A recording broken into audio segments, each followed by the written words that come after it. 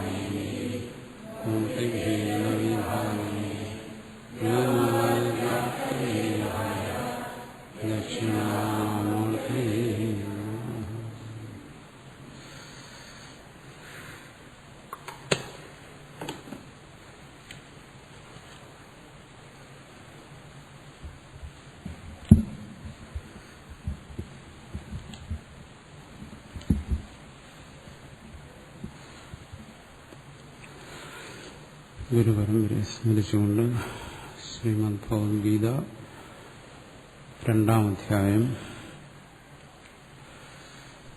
50-ാമത്തെ ശ്ലോകമാണ് നമ്മൾ ചർച്ച ചെയ്യുന്നത്.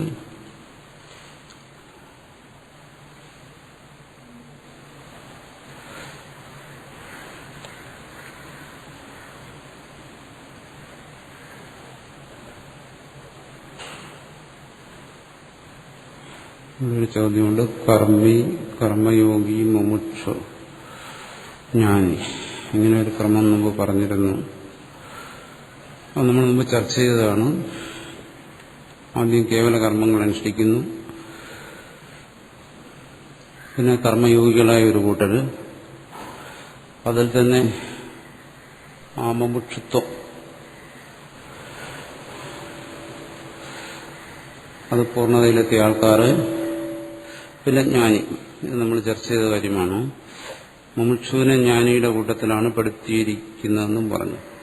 അതെ, മുമുക്ഷുവും പിന്നെ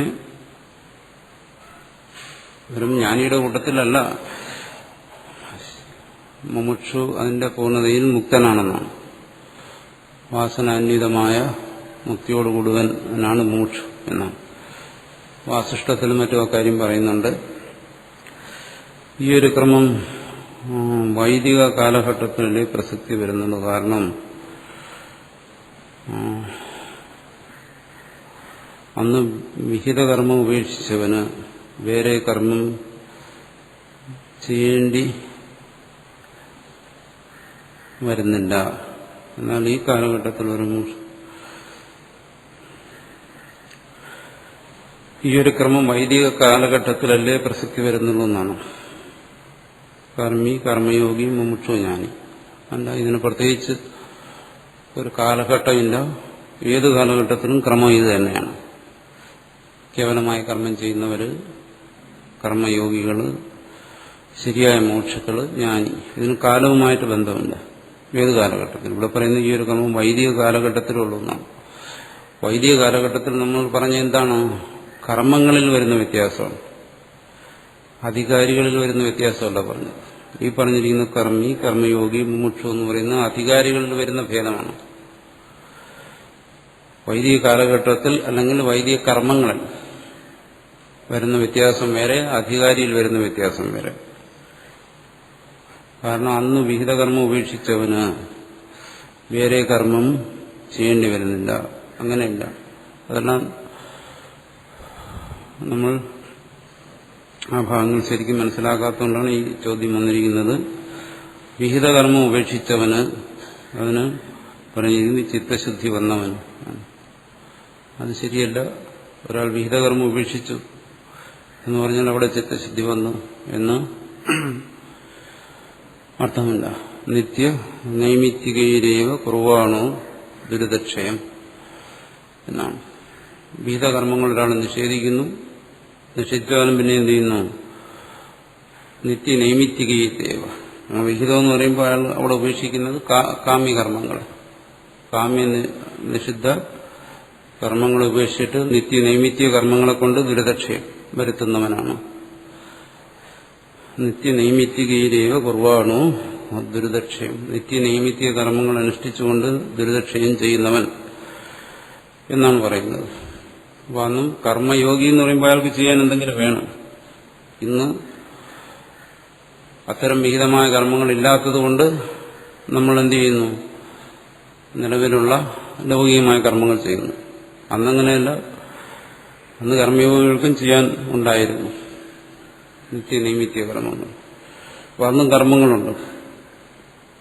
അപ്പൊ വിഹിത കർമ്മം എന്ന് പറയുമ്പോൾ കാമ്യകർമ്മങ്ങൾ മാത്രമല്ല, നിത്യനൈമിത്യ കർമ്മങ്ങളും വിഹിതങ്ങളാണ്. അതിൽ കാമ്യകർമ്മങ്ങൾ ഉപേക്ഷിക്കുന്നു, നിത്യനൈമിത്യ കർമ്മങ്ങളെ അനുഷ്ഠിക്കുന്നു. അങ്ങനെ കർമ്മം ചെയ്യുന്നു. വിഹിതകർമ്മം ഉപേക്ഷിച്ചവന് ചിത്തശുദ്ധി വന്നവന്.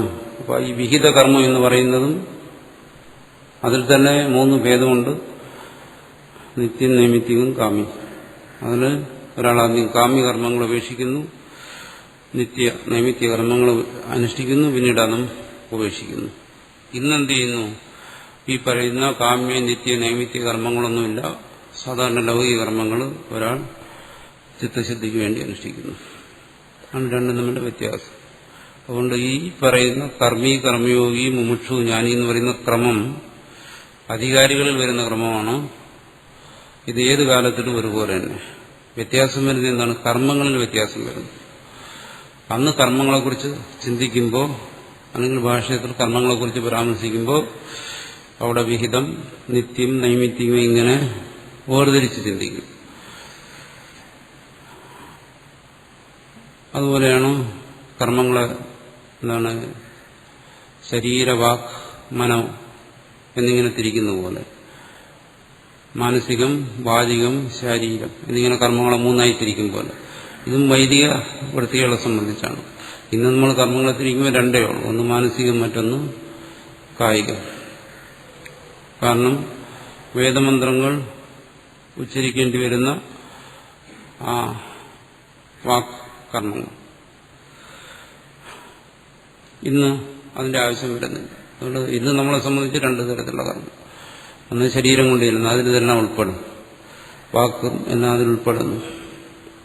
പിന്നെ മാനസിക കർമ്മം. അതുപോലെ ഇന്ന് നമ്മളെ സംബന്ധിച്ചിടത്തോളം ലൗകിക കർമ്മങ്ങളേ ഉള്ളൂ. നിത്യ നൈമിത്തിക കർമ്മങ്ങളൊന്നും ഇന്നത്തെ ആശ്രമധർമ്മങ്ങളിൽ പെടുന്നില്ല. ഇന്ന് വർണ്ണധർമ്മവും മനുഷ്യരിലില്ല.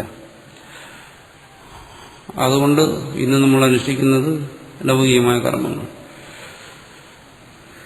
അതുകൊണ്ട് ഈ ഭാഗം,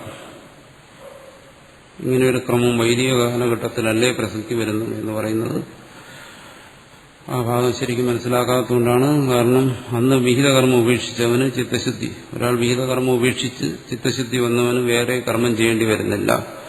ഇന്നും അങ്ങനെ തന്നെ ചിത്തശുദ്ധി വന്നവന് വേറെ കർമ്മം ചെയ്യേണ്ട ആവശ്യം വരുന്നില്ല. അന്നും ഇന്നും ഒരുപോലെ അല്ലായിരുന്നു. എന്നാൽ ഈ കാലഘട്ടത്തിൽ ഒരു മുമുക്ഷ ഏത് മനോഭാവത്തിലാണ് ആശ്രമധർമ്മങ്ങൾ നിർവഹിക്കേണ്ടത് എന്നാണ്. ഇന്ന് ഒരാൾ ആശ്രമധർമ്മങ്ങൾ, ഇന്ന് ശരിക്കും ആശ്രമധർമ്മങ്ങളും ഇല്ല. ആശ്രമധർമ്മങ്ങളെല്ലാം നമ്മുടെ സ്മൃതികളിൽ ഉണ്ട് എന്നുള്ളതല്ലാതെ ഇന്ന് ആശ്രമധർമ്മങ്ങൾ ശരിക്കും നിലവിലിരിക്കുന്നില്ല. എന്നുവെച്ചാൽ ഇപ്പം ബ്രഹ്മചാരി, അങ്ങനെ ഒരവസ്ഥ. ആ ബ്രഹ്മചാരിക്ക് ബ്രഹ്മചാരിയുടെ ധർമ്മങ്ങൾ, സർവതസ്മാർത്ഥമായ ധർമ്മങ്ങൾ, അതിനെക്കുറിച്ചൊന്നും ആർക്കും അറിയാൻ വഴിയില്ല, അറിയുന്നതുമില്ല. പിന്നെ നിത്യാഗ്നിഹോത്രം പോലെയുള്ള കാര്യങ്ങളാരും ഇന്ന് അനുഷ്ഠിക്കുന്നില്ല. പിന്നെ അന്നും ഇന്നും തമ്മിലുള്ള സാധർമ്മ്യം എന്ന് പറയുന്നത് ചില മൂല്യങ്ങൾ അന്നും ഇന്നും ഒരുപോലെ സ്വീകരിക്കുന്നു എന്നുള്ളതല്ലാതെ ബാഹ്യമായ കർമ്മങ്ങളെ സംബന്ധിച്ച് അന്നും ഇന്നും തമ്മിൽ യാതൊരു വ്യത്യാസമില്ല. കാരണം എന്തുകൊണ്ട്? ബ്രഹ്മചാരി എന്ന് പറയുന്നതിന്റെ മുഖ്യമായ അർത്ഥം തന്നെ എന്താണ്? ബ്രഹ്മ എന്ന് പറഞ്ഞാൽ വേദം, തദർത്ഥം. ബ്രഹ്മം, വേദം, തദർത്ഥം എന്ന് വെച്ചാൽ വേദാധ്യയനത്തിന് വേണ്ടി വ്രതം സ്വീകരിച്ചിരിക്കുന്നവനാണ് ബ്രഹ്മചാരി. അതാണ് ആശ്രമധർമ്മം, ബ്രഹ്മചാരിയുടെ ആശ്രമധർമ്മം. ഇന്ന് ഏത് ബ്രഹ്മചാരിയാണ് വേദാധ്യയനം ചെയ്യുന്നത്? ഇന്ന് വേദം അധ്യയനം ചെയ്യുന്ന ബ്രഹ്മചാരിമാർ ഇല്ല. വേദാധ്യയനം എന്ന് വെച്ചാൽ ഗുരു ചൊല്ലിക്കൊടുത്ത് അത് കേട്ട് പഠിക്കുക. അത് അന്നത്തെ വ്യവസ്ഥ അനുസരിച്ച് ഓരോ വർണ്ണത്തിനും ഇന്ന ഇന്ന വയസ്സിൽ ഉപനയനം ചെയ്ത് 6ാമത്തെ വയസ്സിലോ 7ാമത്തെ വയസ്സിലോ എല്ലാം ഉപനയനം ചെയ്തിട്ട് വേദാധ്യയനം തുടങ്ങണം. അതാണ് ബ്രഹ്മചര്യം. അവിടെ നിന്ന് തുടങ്ങിയാണ്. അപ്പോൾ ഇന്നങ്ങനെയുള്ള ബ്രഹ്മചര്യ ധർമ്മം ഇല്ല. ഗൃഹസ്ഥന്റെ ധർമ്മവുമില്ല. ഗൃഹസ്ഥൻ ഗൃഹസ്ഥാശ്രമത്തിന് അനുഷ്ഠിക്കേണ്ട കർമ്മങ്ങളും ധർമ്മങ്ങളും ഒന്നും ഇന്നത്തെ ഗൃഹസ്ഥന്മാർക്ക് അറിയത്തില്ല, അറിയുന്നതിനുള്ള അവസരങ്ങളില്ല. പിന്നെ അന്ന് പറയുന്ന സന്യാസധർമ്മവും ഇന്നില്ല. അത് നമ്മൾ കഴിഞ്ഞ ദിവസം ചർച്ച ചെയ്തതാണ്. ഭിക്ഷാടനം നടത്തി പോകുന്ന സന്യാസധർമ്മം അതും ഇന്നില്ല. അപ്പം ആശ്രമധർമ്മങ്ങളെന്ന് പറയുന്നത് നമ്മുടെ ശാസ്ത്രങ്ങളിൽ പറഞ്ഞിരിക്കുന്നത് ഇന്നില്ല. ഇന്നത്തെ കാലഘട്ടത്തിനനുസരിച്ച് നമുക്ക് ആ മൂല്യങ്ങളെ, പഴയ മൂല്യങ്ങൾ ഉൾക്കൊണ്ടുകൊണ്ട് ഇന്നത്തെ കാലത്തിനനുസരിച്ച് ചെയ്യാവുന്ന ലൗകികമായ കർമ്മങ്ങൾ അത് ഇന്ന് ആശ്രമധർമ്മങ്ങളായിട്ട് നിലനിൽക്കുന്നുള്ളൂ. അത് ഏത് മനോഭാവത്തിൽ ചെയ്യണം, അതിനാണ് കർമ്മയോഗത്തെക്കുറിച്ച് പറഞ്ഞത്. ഇന്നത്തരം കർമ്മങ്ങളെല്ലാം കർമ്മയോഗം ആയിട്ട് അനുഷ്ഠിക്കുക. അത് നമ്മൾ ചർച്ച ചെയ്ത് കഴിഞ്ഞ കാര്യമാണ്. അഹന്തയുള്ളതുകൊണ്ട് കർത്തൃത്വഭാവം അവിടെ വരുമല്ലോ, അത് പറഞ്ഞല്ലോ. കർത്തൃത്വബോധം, കർത്തൃത്വം, ഭോക്തൃത്വം, അജ്ഞാനം, അഹന്ത ഇതൊക്കെ ഉള്ളവനാണ് കർമ്മയോഗം. അതില്ലാത്തവന് ഇതിന്റെ ആവശ്യം ഇല്ല. നമ്മൾ പലതവണ ആവർത്തിച്ച് പറഞ്ഞിട്ടുള്ളതാണ്. ഭാഷ്യത്തിൽ അക്കാര്യം പറഞ്ഞിട്ടുള്ളതാണ്. ഏതസ്യാഹി ബുദ്ധേ ജന്മനഃ പ്രാക്. ഭാഷ്യത്തിൽ പറഞ്ഞു, ഈ പറയുന്ന ആത്മബോധം എന്ന് പറയുന്ന അതുണ്ടാകുന്നതിന് മുമ്പ് എന്ന് പറഞ്ഞിട്ടുണ്ട്. ഭാഷ്യത്തിൽ തന്നെ നമ്മൾ മുമ്പ് ചർച്ച ചെയ്തതാണ് ആ ഭാഗം. അപ്പോൾ അവിടെ കർത്തൃത്വം, ഭോക്തൃത്വം എല്ലാം ഉള്ള ഒരുവനാണ് കർമ്മയോഗം വേണ്ടി വരുന്നത്.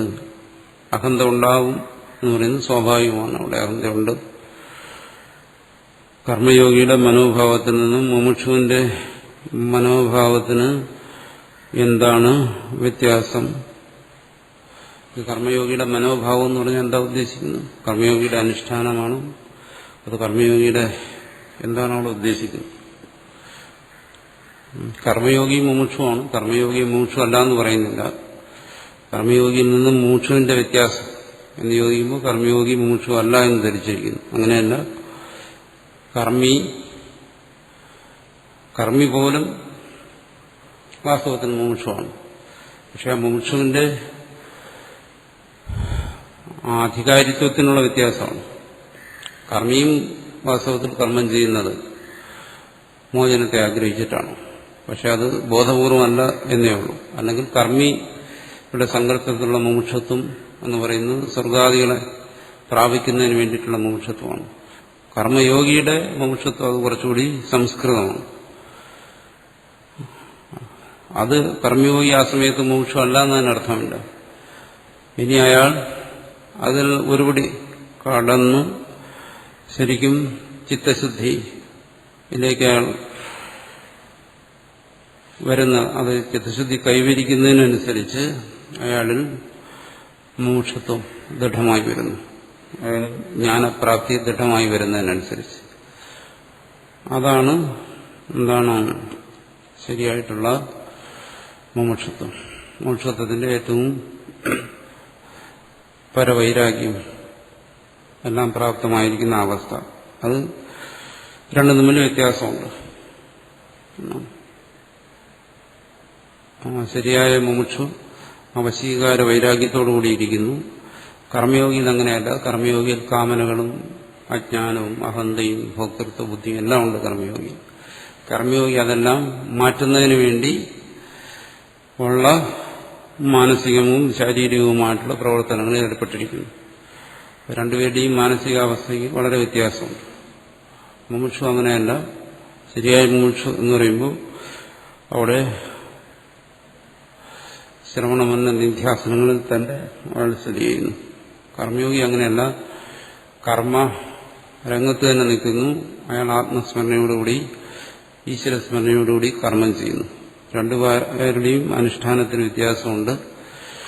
അറിവിന് വ്യത്യാസമുണ്ട്, എല്ലാം വ്യത്യാസമുണ്ട്. മുമുക്ഷു, ശരിയായ മുമുക്ഷുവിൽ ഇവിടെ പറയുന്ന, നമ്മൾ അവസാനം പറയുന്ന മുമുക്ഷു ജ്ഞാനപ്രാപ്തിക്ക് തൊട്ട് മുന്നുള്ള അവസ്ഥ. അവിടെ കർമ്മങ്ങളില്ല, അത് കർമ്മങ്ങളെല്ലാം ഒഴിഞ്ഞ അവസ്ഥയാണ്. ബാഹ്യമായ കർമ്മങ്ങൾ അവിടെ ഇല്ല. അവിടെ ശ്രവണമെന്ന നിധ്യാസനങ്ങൾക്ക് പ്രാധാന്യം വരുന്നു. അതായത് ഒരു കർമ്മയോഗിക്ക് കർമ്മരംഗം വിട്ട് നിൽക്കാൻ കഴിയാത്തതുകൊണ്ടാണ് അയാൾ കർമ്മം ചെയ്യുന്നത്. അയാളുടെ സംസ്കാരം അതിനനുവദിക്കാത്തതുകൊണ്ട്. കർമ്മം കൊണ്ട് അയാളുടെ ചിത്തശുദ്ധി വർദ്ധിച്ചു വരുന്നതനുസരിച്ച് അയാളെ കർമ്മങ്ങൾ കുറഞ്ഞു വരുന്ന അയാൾ പിന്നെ ജ്ഞാനത്തിന്റെ തലത്തിലേക്ക് പ്രവേശിക്കുന്നു. അപ്പോൾ അയാൾ കർമ്മയോഗി കൂടുതൽ സമയം കർമ്മത്തിനു വേണ്ടി ചെലവഴിക്കുന്നു. ഇവിടെ പറയുന്ന മുമുക്ഷു മുഴുവൻ സമയവും ജ്ഞാനനിഷ്ഠയിൽ ചെലവഴിക്കുന്നു, ശ്രവണ മനന നിധ്യാസനങ്ങൾ ചെലവഴിക്കുന്നു. ഇതാണ് രണ്ടും തമ്മിലുള്ള പ്രധാനമായിട്ട് വരുന്ന വ്യത്യാസം. ഒരാളിൽ ശരിയായിട്ടുള്ള ബോധമുണ്ട് മുമുക്ഷുവിൽ, ആ സമയം കർമ്മയോഗിയിലാണെങ്കിലോ അയാൾ ആ ബോധത്തെ പരിശീലിക്കുന്നു. ആണ് രണ്ടും തമ്മിലുള്ള വ്യത്യാസം. അടുത്തിവിടെ ചോദിക്കുന്നത് ലോകസംഗ്രഹമേവാഭി സംഭവ്യൻ കർത്തുമർഹസ്യ എന്ന ഗീതയിലെ വരികളിൽ നിന്നും ആശയം ഉൾക്കൊണ്ടാണോ ശ്രീരാമകൃഷ്ണമഠം ആത്മനോ മോക്ഷാർത്ഥം ജഗദ്ഗീതായച്ച എന്ന പ്രമാണസൂക്തം നൽകി. ആത്മനോ മോക്ഷാർത്ഥം ജഗദ്ഹിതായച്ച എന്ന് പറയുന്നത് ഒരാശയത്തെ സംഗ്രഹിച്ച് വിവേകാനന്ദ സ്വാമികൾ പറഞ്ഞിട്ടുള്ളതാണ്. അത്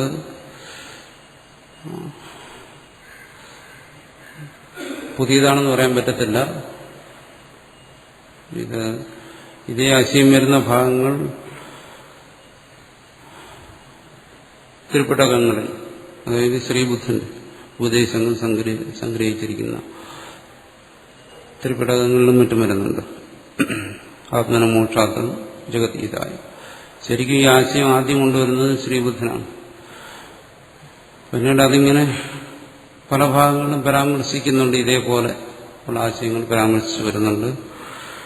അതിന് ശരിക്കും പ്രചാരം കൊടുത്തത് ആത്മനമോക്ഷാർത്ഥം ജഗദ്ഹിതായ എന്നുള്ളതിന് ശരിക്കും ഇത് കൊടുത്തിരിക്കുന്നത്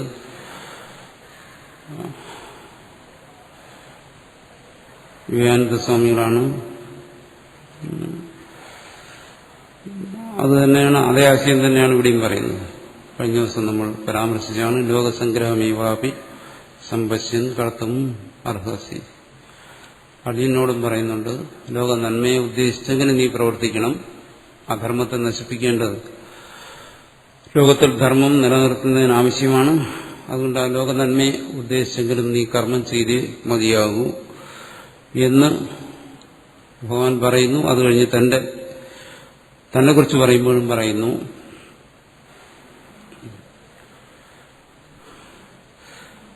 ഇങ്ങനെ പറയുന്നുണ്ട്. ആത്മനോമോക്ഷാർത്ഥം ജഗദ്ഹിതായച്ച എന്ന് പറയുന്നത് കാരണം ഈ പ്രധാന ഉപനിഷത്തുകളിലൊന്നും ഇത് വരുന്നില്ല. അപ്രധാനങ്ങളായ ഉപനിഷത്തുകൾ ഒരുപാടുണ്ട്, നൂറുകണക്കിനുണ്ട്. അതിലേതെങ്കിലും ഉപനിഷത്തിൽ പിൽക്കാലത്ത് ഇങ്ങനെ ഒരു വാചകം ഇതുപോലെ വന്നിട്ടുണ്ടോ എന്ന് ഞാൻ പരിശോധിച്ച് നോക്കിയിട്ടില്ല. അത് പരിശോധിച്ച് നോക്കേണ്ടിയിരിക്കുന്നു. ഇനി ഏതെങ്കിലും ഇങ്ങനെ ഒരു വാചകം ചിലപ്പോൾ വന്നേക്കാം. കൃത്യമായിട്ട് അത് ഇന്ന ഗ്രന്ഥത്തിൽ ഇന്ന ഭാഗത്ത് എന്ന് പറയത്തക്ക വിധത്തിൽ ഞാൻ ഈ ഒരു വിഷയം പരിശോധിച്ച് നോക്കിയിട്ടില്ല. അതുകൊണ്ട് അത് പറയാൻ കഴിയത്തില്ല. ഒരുപക്ഷെ കണ്ടേക്കാം. കാരണം പിൽക്കാലത്ത് ധാരാളം ഉപനിഷത്തുകൾ എഴുതിയിട്ടുണ്ട്. ആധുനിക കാലത്ത് വന്ന ഒരുപാട് ഉപനിഷത്തുകളുണ്ട്. അതിലേതെങ്കിലും ചിലപ്പോൾ ഇങ്ങനെ ഒരു വാചകം, കാരണം ഭാഷ്യത്തിൽ പറയുന്ന പല ആശയങ്ങളും ചേർത്ത് പുതിയ പുതിയ ഉപനിഷത്തുകൾ പിൽക്കാലത്ത് വന്നിട്ടുണ്ട് ഭാഷ്യകാരന് ശേഷം. അപ്പോൾ അതുപോലെ ഏതെങ്കിലും ഉപനിഷത്തുകളിൽ ഇങ്ങനെ ഒരു ആശയം വന്നിരിക്കാൻ ചാൻസ് ഉണ്ട്. ആ ഉപനിഷത്തുകൾ തന്നെ എല്ലാം പ്രസിദ്ധീകരിച്ചിട്ടുകൂടിയില്ല. അതുകൊണ്ട് അത് പരിശോധിച്ച് നോക്കണം. പക്ഷെ ഇങ്ങനെ ഒരു ആശയം മുമ്പ് തന്നെയുണ്ട്. ബുദ്ധമത ഗ്രന്ഥങ്ങളിലെ എല്ലാം പല ഭാഗങ്ങളിലും ഈ ഒരു ആശയം അങ്ങനെ വരുന്നുണ്ട്. ലോക നന്മയ്ക്ക് വേണ്ടി പ്രവർത്തിക്കണം എന്ന്. അപ്പോൾ അതിനുശേഷം പിന്നെ ഇവിടെയുണ്ട് ലോകാസമസ്ത സുഖിനോ ഭവന്തു എന്നൊക്കെയുള്ള ആശയം വേദങ്ങളിൽ തന്നെയുണ്ട്. എന്നാലും ഇതേ വാചകം വേദങ്ങളിലോ പ്രധാന ഉപനിഷത്തുകളിലോ ഇങ്ങനെയൊരു വാചകം കാണുന്നുണ്ട്. അത് പല ഭാഗങ്ങളിൽ നിന്നും ഉദ്ധരിച്ചിട്ടുള്ളതാണ്. പിൽക്കാലത്ത് വന്ന എവിടെയെങ്കിലും വന്നിട്ടുള്ളതാണ്. ഉപനിഷത്ത് മന്ത്രമാണ് എന്ന് പറഞ്ഞാൽ ഏതെങ്കിലും ആധുനിക ഉപനിഷത്തുകൾ കണ്ടേക്കാം. ഇല്ല എന്ന് പറയാൻ കാരണം തെറ്റാണോ എന്ന് ചോദിച്ചാൽ തെറ്റാണെന്ന് പറയണമെങ്കിൽ അത് നമ്മളെല്ലാം പരിശോധിച്ച് നോക്കണം. ഒരു കാര്യം തെറ്റാണെന്ന് പറയണമെങ്കിലും അത് പരിശോധിക്കാൻ പറയാൻ പറ്റത്തില്ല. പരിശോധിച്ച് നോക്കേണ്ടിയിരിക്കുന്നു.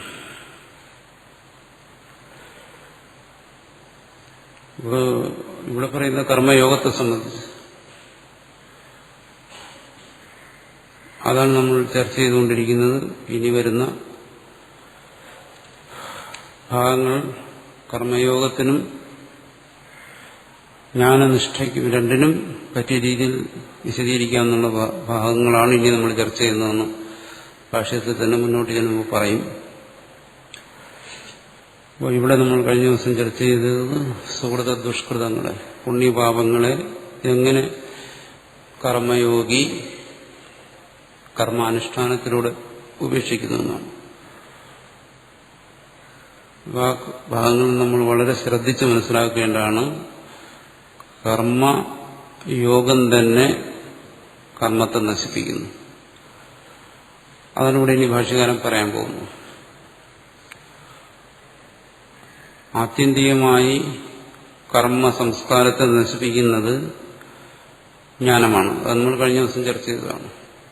ജ്ഞാനാഗ്നി സർവകർമാണി ഭസ്മസാത്പുരതേ. എന്നാലും കർമ്മത്തിന്റെ സ്വഭാവമാണ് കർമ്മം സംസ്കാരത്തെ സൃഷ്ടിച്ചുകൊണ്ട് പുതിയ കർമ്മങ്ങളിലേക്ക് ജീവനെ നിയോഗിക്കുന്നു. അത് കർമ്മത്തിന്റെ തന്നെ സ്വഭാവമാണ്. ആ സ്വഭാവത്തെ ഇല്ലാതാക്കുന്ന ഒന്നാണ് കർമ്മയോഗം. കർമ്മം ചെയ്തു കഴിഞ്ഞാൽ കർമ്മസംസ്കാരം ഉണ്ടാവും. അതുകൊണ്ട് ജീവൻ വീണ്ടും കർമ്മജാലത്തിൽ പെടും എന്നുള്ള സാധാരണ ധാരണ.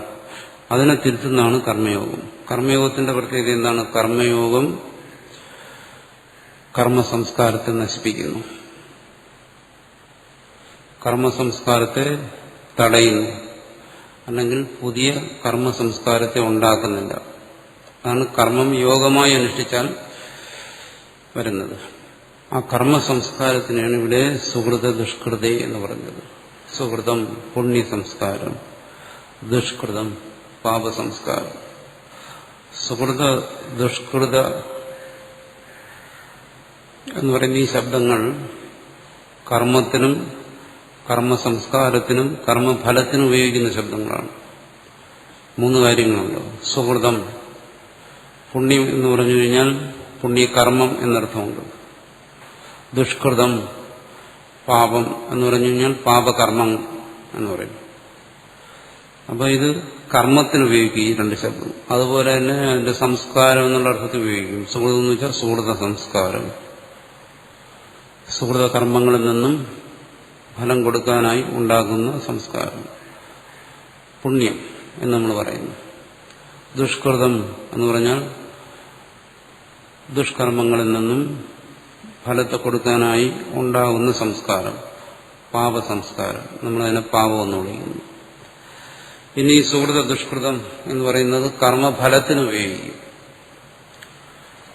സുഹൃത അവൻ സുഹൃതിയാണ് എന്ന് പറഞ്ഞാൽ എന്താണ്? അവൻ സത്കർമ്മത്തിന്റെ ഫലം അനുഭവിക്കുന്നവനാണ് എന്നാണ് സുഹൃതി എന്ന് പറഞ്ഞു കഴിഞ്ഞാൽ. അപ്പൊ സുഹൃതമുള്ളവൻ. അവിടെ സുഹൃതത്തിന് എന്താണ് അർത്ഥം? സത്കർമ്മത്തിന്റെ ഫലമായിരിക്കുന്ന പുണ്യകർമ്മത്തിന്റെ ഫലമായിരിക്കുന്ന സുഖം. അപ്പൊ കർമ്മഫലം എന്നുള്ള അർത്ഥത്തിൽ ഉപയോഗിക്കുന്നു ഈ സുഹൃത ശബ്ദം. പല സന്ദർഭങ്ങൾ ഈ ശബ്ദങ്ങളെല്ലാം പല താല്പര്യത്തിൽ ഉപയോഗിക്കും. അത് സന്ദർഭം അനുസരിച്ച് അതിന്റെ അർത്ഥത്തെ മനസ്സിലാക്കണം. ദുഷ്കൃതം എന്ന് പറയുന്നു അതുപോലെ തന്നെ. ദുഷ്കൃതി അവനിലുണ്ട് എന്ന് പറഞ്ഞാൽ എന്താണോ?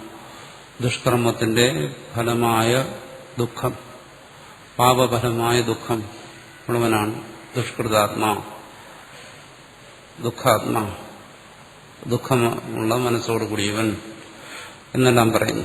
അപ്പോൾ ഈ സുഹൃത ദുഷ്കൃതങ്ങളെ അവൻ കർമ്മയോഗി നശിപ്പിക്കുന്നു എന്ന് പറയുമ്പോൾ ഇവിടെ ഈ മൂന്നർത്ഥത്തിലും നമുക്കിതിനെ എടുക്കാം. മൂന്നർത്ഥം എടുത്താൽ ഇവിടെ ശരിയാവും. കർമ്മയോഗി എന്ത് ചെയ്യുന്നു? ആ കർമാനുഷ്ഠാനം കൊണ്ട് പുണ്യപാപ സംസ്കാരങ്ങളെ ജഹാദി ത്യജിക്കുന്നു, ഇല്ലാതാക്കുന്നു, ഉപേക്ഷിക്കുന്നു.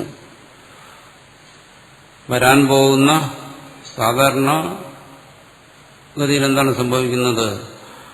പുണ്യപാപ കർമ്മങ്ങൾ അനുഷ്ഠിച്ചു കഴിഞ്ഞാൽ ആ പുണ്യപാപ കർമ്മങ്ങളിൽ നിന്നും ഉണ്ടാകുന്ന സംസ്കാരം കൂടി കൂടിച്ചേർന്നിട്ട് വീണ്ടും അവൻ പുണ്യപാപങ്ങളിലേക്ക് തന്നെ പോകുന്നു. അപ്പൊ ഇവിടെ ജഹാദി എന്ന് പറയുമ്പോൾ എന്ത് വരുന്നു? കർമ്മയോഗി ഇനി വരാൻ പോകുന്ന ഈ പുണ്യപാപ കർമാനുഷ്ഠാനങ്ങളിൽ നിന്നും വരാൻ പോകുന്ന പുണ്യപാപ കർമാനുഷ്ഠാനത്തെ ത്യജിക്കുന്നു. കർമ്മയോഗിയിൽ പിന്നീട് അത് സംഭവിക്കുന്നില്ല. ഇനി മൂന്നാമത്തെ അർത്ഥം എടുത്തു കഴിഞ്ഞാലോ, പുണ്യപാപ കർമാനുഷ്ഠാനത്തിൽ നിന്നും ഉണ്ടാകുന്ന ഫലം, സുഖദുഃഖ ഫലം, കർമ്മയോഗി എന്ത് ചെയ്യുന്നു? ആ സുഖദുഃഖ ഫലങ്ങളെയും ത്യജിക്കുന്നു. അപ്പോൾ ഈ മൂന്ന് അർത്ഥത്തിൽ ഗീതയിൽ തന്നെ പല ഭാഗങ്ങളിൽ ചർച്ച ചെയ്യും. ഇവിടെയും അത് തന്നെ ഉദ്ദേശിക്കുന്നു. സുഖദുഃഖ ഫലങ്ങളെ ഒഴിവാക്കുന്നു, കർമ്മത്തെ ഒഴിവാക്കുന്നു, കർമ്മ സംസ്കാരത്തെ ഒഴിവാക്കുന്നു. ഇത് മൂന്ന് കാര്യങ്ങളും കർമ്മയോഗി നേടുന്നു. അതായത് നമ്മൾ മുമ്പ് ചർച്ച ചെയ്തു, കർമ്മയോഗി അസംഗമായി കർമ്മം ചെയ്യുന്നു, ഈശ്വരാർപ്പണമായി കർമ്മം ചെയ്യുന്നു. അസംഗമായി കർമ്മം ചെയ്യുന്നു, ആത്മഭാവനയോടുകൂടി കർമ്മം ചെയ്യുന്നു. ഈശ്വരാർപ്പണമായും അസംഗമായും പ്രധാനമായും കർമ്മയോഗിയുടെ കർമാനുഷ്ഠാനത്തിന്റെ പ്രധാനമായ രണ്ട് വശങ്ങൾ ഇതാണ്. ഒന്ന് ഈശ്വരാർപ്പണമായി കർമ്മം ചെയ്യുന്നു, മറ്റൊന്ന് അസംഗമായി കർമ്മം ചെയ്യുന്നു. ഇത് രണ്ടും കൊണ്ട് കർമ്മയോഗി ഈ പറയുന്ന മൂന്ന് കാര്യങ്ങളും സാധിക്കുന്നു. എന്താണ്? ഒന്ന്, കർമ്മ സംസ്കാരത്തെ നശിപ്പിക്കുന്നു, കർമ്മഫലത്തെ നശിപ്പിക്കുന്നു, വരാൻ പോകുന്ന കർമ്മങ്ങളെയും നശിപ്പിക്കുന്നു.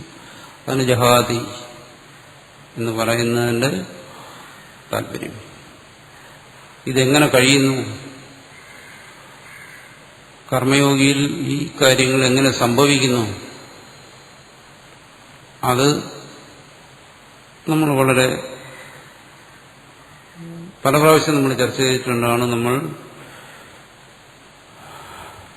പല പ്രാവശ്യം ചർച്ച ചെയ്തു എന്നുള്ളതുകൊണ്ട് ഇത് ധരിച്ചിരിക്കണമെന്നില്ല. ധരിച്ചവർ കാണും. ധരിച്ചവരിൽ തന്നെ ഇവിടെ നമ്മൾ ചർച്ച ചെയ്യുന്ന രീതിയിൽ ധരിക്കണമെന്നില്ല. അങ്ങനെ ധരിക്കുന്നില്ല എന്നാണ് നമ്മൾ ഈ ചോദ്യങ്ങളിൽ നിന്ന് മനസ്സിലാക്കുന്നത്. ആ ചോദ്യങ്ങൾ നല്ലതാണ്. അപ്പോൾ ഏത് രീതിയിൽ ഇത് മനസ്സിലാക്കുന്നു എന്നുള്ളത് എനിക്ക് മനസ്സിലാക്കാൻ പറ്റും. ഉണ്ടാതിരുന്നു കഴിഞ്ഞാൽ അറിയാൻ പറ്റത്തില്ല ഒരാൾ ഏത് നിലവാരത്തിലാണ് ഇതിനെ ഉൾക്കൊള്ളുന്നത്. ഇത് ഒരു വിഷയം പറഞ്ഞു കഴിയുമ്പോൾ സ്വാഭാവികമായിട്ടും പറയുന്നയാൾ ധരിക്കുന്നത് കേൾക്കുന്നവരത് ആ രീതിയിൽ മനസ്സിലാക്കിയെന്നാണ്. അപ്പോൾ അതിനെ സംബന്ധിച്ച് കേൾക്കുന്നവർ മൗനം അവലംബിക്കുമ്പോൾ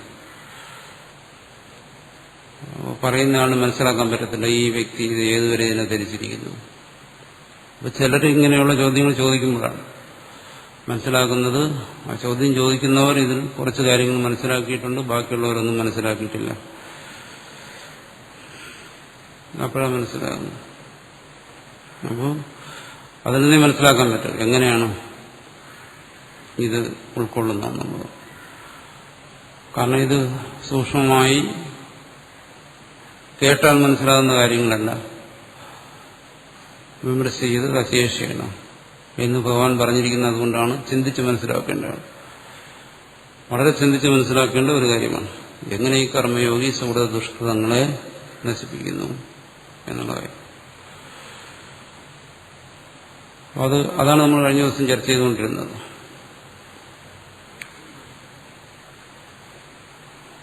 ഇത് ഇപ്പം ആവർത്തിച്ച് കേൾക്കുന്നത് കൊണ്ടും പോരാ.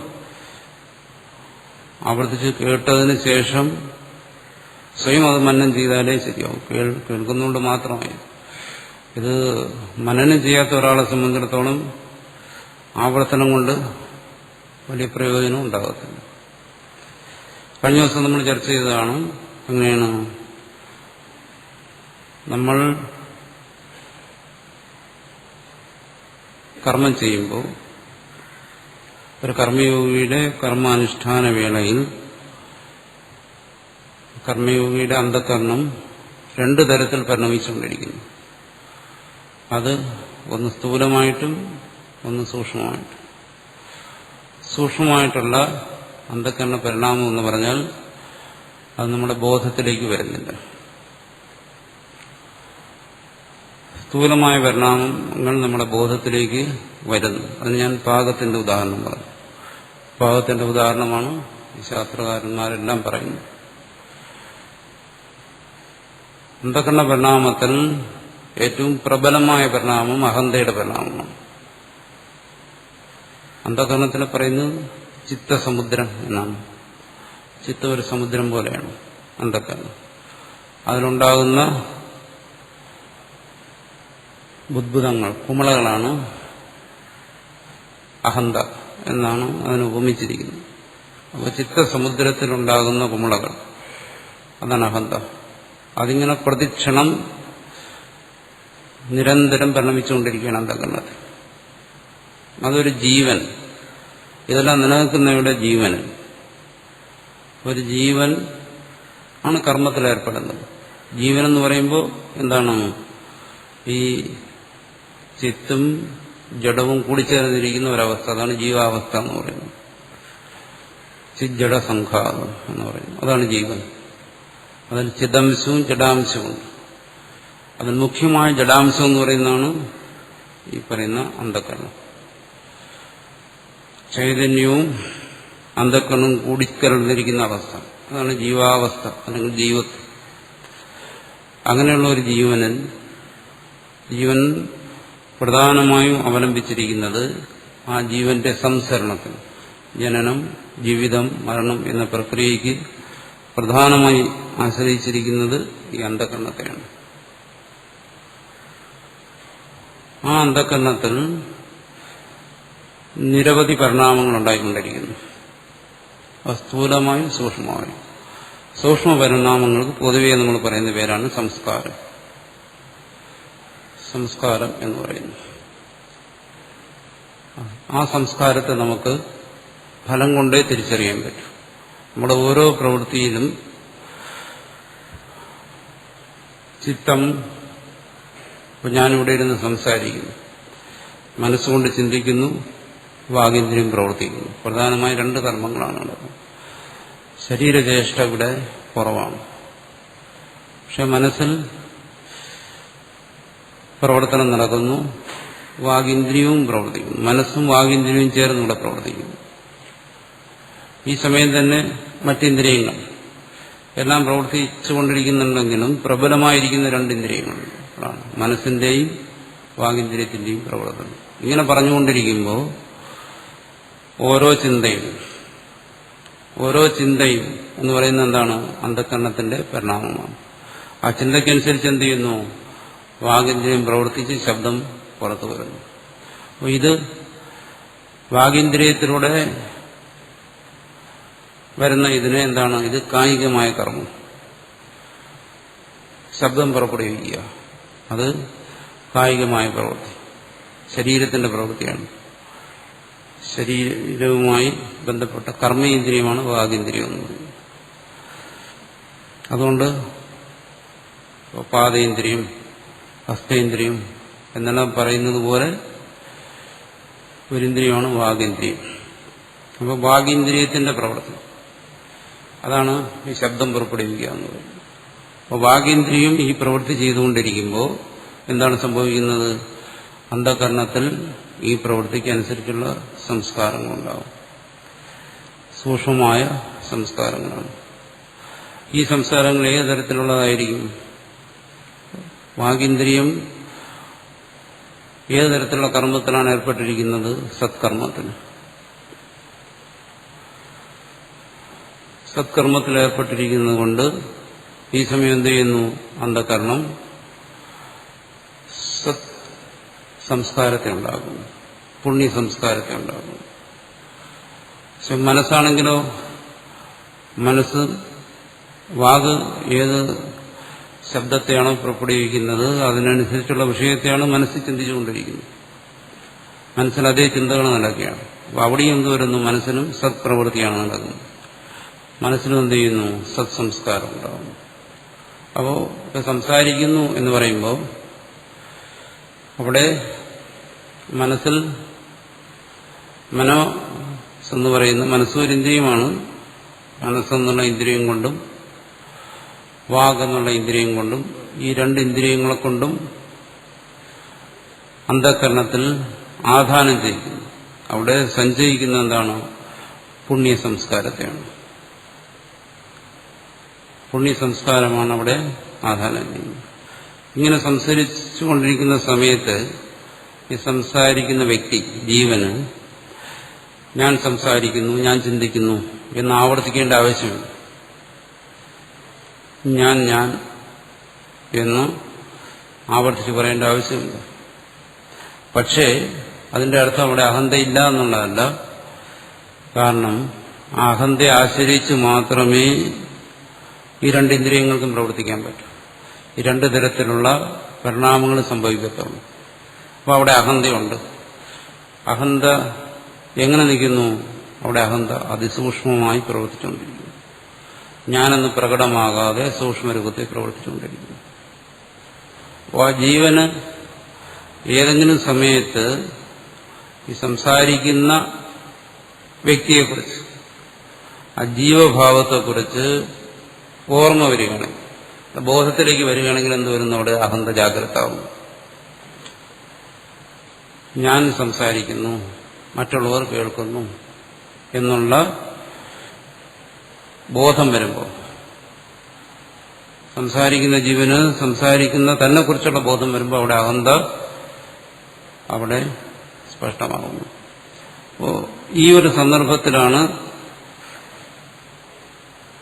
സംസാരിക്കുക, ചിന്തിക്കുക എന്ന് പറയുന്നത് എല്ലാവർക്കും ഒരുപോലെ തന്നെ. കർമ്മിക്കും, കർമ്മയോഗിക്കും, ജ്ഞാനിക്കും എല്ലാം ഒരുപോലെ തന്നെ ഈ സംഭവങ്ങൾ നടക്കുന്നത്, ഈ പ്രക്രിയ. പക്ഷേ എപ്പോഴാണോ തന്നെക്കുറിച്ചുള്ള ബോധം വരുന്നത്,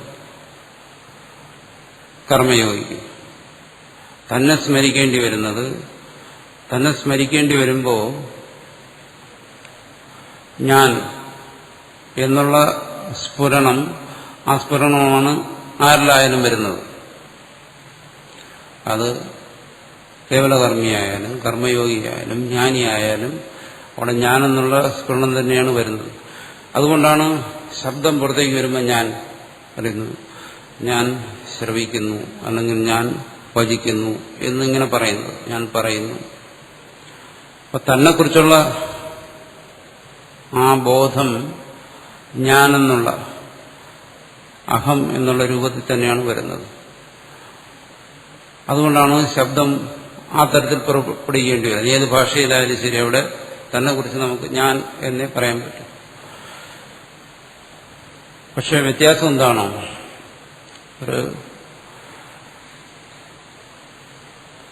ഈ ഞാനെന്നുള്ള ബോധം അത് മനസ്സിലാക്കണമെങ്കിൽ ഞാനെന്നുള്ള ബോധം എങ്ങനെ വരുന്നു എന്ന് മനസ്സിലാക്കണം.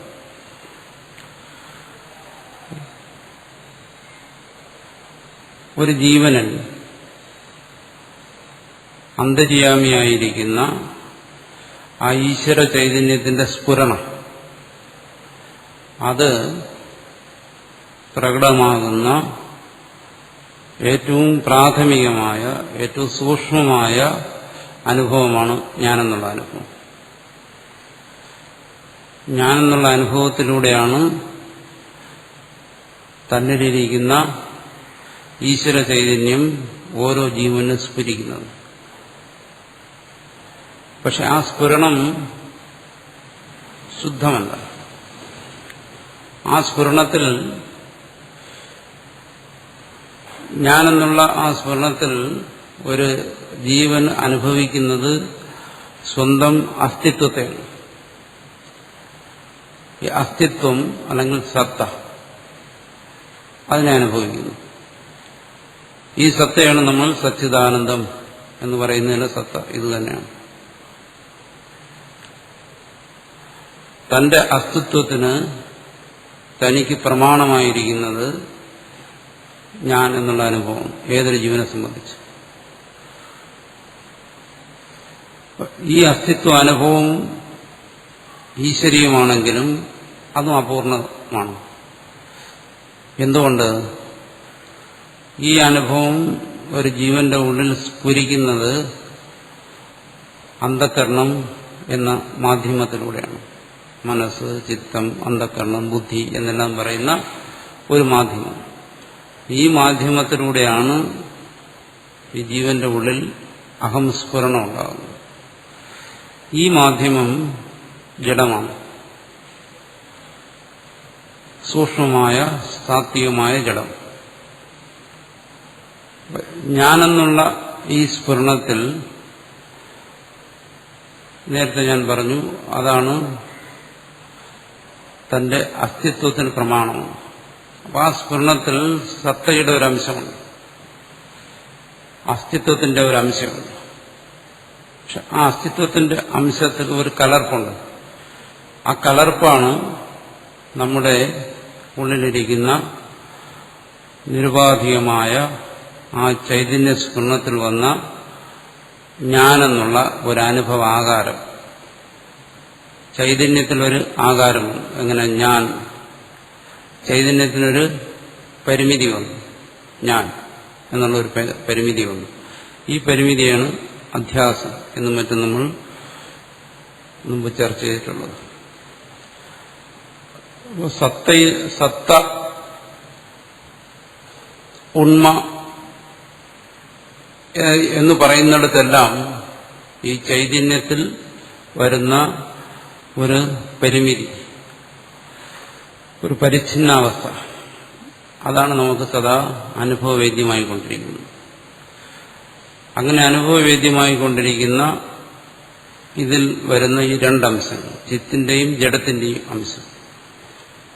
അതിൽ ചിദംശം എന്ന് പറയുന്നതാണ് ഈ അനുഭവത്തിലൂടെ സദാ സ്ഫുരിച്ചുകൊണ്ടിരിക്കുന്ന ആ ബോധാംശം. ആ ബോധാംശത്തിൽ വരുന്ന ഞാൻ എന്നുള്ള ഒരു വിശേഷാണ്. ബോധത്തിൽ തന്നെ ബോധത്തിനൊരു വടിവ് അല്ലെങ്കിൽ ഒരു ആകാരം വരുന്നു ഞാൻ എന്നുള്ള രീതി. അതതിന്റെ ജഡാംശമാണ്.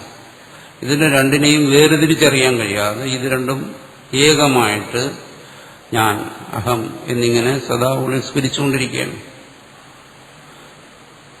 ഈ ചൈതന്യം അഹം എന്നുള്ള രൂപത്തിൽ, ആകാരത്തിൽ സ്ഫുരിച്ചുകൊണ്ട് എന്ത് ചെയ്യുന്നു? അഹം എന്നുള്ള മാധ്യമത്തിലൂടെ ഈ ചൈതന്യം അന്ധകരണത്തിലേക്കും ഇന്ദ്രിയങ്ങളിലേക്കും ശരീരത്തിലേക്കും എല്ലാം വ്യാപിക്കുന്നു. അങ്ങനെയാണ് ചിത്തം ചൈതന്യവത്തായിത്തീരുന്നു, ഇന്ദ്രിയങ്ങൾ ചിന്മയമായിത്തീരുന്നു, ശരീരം, ജഡമായിരിക്കുന്ന ശരീരവും ചൈതന്യവത്തായിത്തീരുന്നു. അവിടെ ചൈതന്യം എന്ന് പറയുമ്പോൾ പ്രാണനാണെന്ന് ധരിച്ചു കളയുന്നു. ചൈതന്യം എന്ന് പറഞ്ഞാൽ ബോധം. പ്രാണൻ എന്ന് പറയുന്നത് മറ്റൊന്നാണ്. ഇപ്പൊ ശരീരം ചൈതന്യവത്തായിരിക്കുന്നു എന്ന് പറഞ്ഞാൽ അതിന്റെ അടുത്ത് ശരീരത്തിൽ പ്രാണനുണ്ടെന്നല്ല. രണ്ടും രണ്ടാണ്. ചൈതന്യം വേറെ, പ്രാണൻ വേറെ. പ്രാണൻ എന്ന് പറയുന്നത് ഊർജമാണ്, ചൈതന്യം എന്ന് പറയുന്നത് ബോധമാണ്. പലരും ഇതിന് രണ്ടിനെയും ഒന്നായിട്ടാണ് ധരിച്ചിരിക്കുന്നത്. പല പണ്ഡിതന്മാർ പോലും പുസ്തകങ്ങളൊക്കെ എഴുതുമ്പോൾ അങ്ങനെ ധരിച്ചെഴുതുന്നുണ്ട്. രണ്ടും രണ്ട് കാര്യമാണ്. പ്രാണൻ എന്ന് പറയുന്നത് ഊർജം, ചൈതന്യം എന്ന് പറയുന്നത് ബോധം, ജ്ഞാനം, അറിവ്, ചിത്ത്. അപ്പൊ ഈ ചിത്ത് പ്രാണനിലേക്കും വ്യാപിച്ചിരിക്കുന്നു. അതുകൊണ്ടാണ് ശരീരത്തിൽ നമുക്ക് പ്രാണനുണ്ടെന്ന് അനുഭവപ്പെടുന്നത്. ശരീരത്തിലെ പ്രാണസാന്നിധ്യം നമുക്ക് അനുഭവപ്പെടുന്നത് എന്തുകൊണ്ട്? ആ പ്രാണനിൽ ചൈതന്യം വ്യാപിച്ചിരിക്കുന്നതുകൊണ്ടാണ്. അപ്പോൾ ഈ അഹം എന്നുള്ള മാധ്യമത്തിലൂടെ ഈ ചൈതന്യം, ഈ ചൈതന്യത്തിനോട് ഏറ്റവും ചേർന്നിരിക്കുന്ന, ഏറ്റവും സൂക്ഷ്മമായിരിക്കുന്ന ചിത്തിലേക്ക്, അതായത് ചിത്തത്തിലേക്ക് വ്യാപിക്കുന്നു. അന്ധകരണത്തിലേക്ക് വ്യാപിക്കുന്നു. അതിനേക്കാൾ കുറച്ചുകൂടി സ്ഥൂലമായിരിക്കുന്ന ഇന്ദ്രിയങ്ങളിലേക്ക് വ്യാപിക്കുന്നു. പിന്നെ ഏറ്റവും സ്ഥൂലമായ ശരീരത്തിലേക്ക് വ്യാപിച്ച് ചൈതന്യവത്തായി തീരുന്നു. അപ്പോൾ ഈ ചൈതന്യത്തിന്റെ വ്യാപനം, ശരീര ഇന്ദ്രിയ മനസ്സുകളിലുള്ള ഈ വ്യാപനം ആണ് ഒരു ജീവനെ സംസാരഗതി എന്ന് പറയുന്നത്. കാരണം ഈ ചൈതന്യം, സ്ഫുരണം ഇതിലെല്ലാം വ്യാപിച്ചു കഴിഞ്ഞാൽ അവിടെ ആ വ്യാപനത്തോടുകൂടി കർമ്മം ആരംഭിക്കുന്നു. ആ കർമ്മം ഇവിടെ തുടങ്ങും, പ്രാണന്റെ കർമ്മങ്ങളിൽ തുടങ്ങും.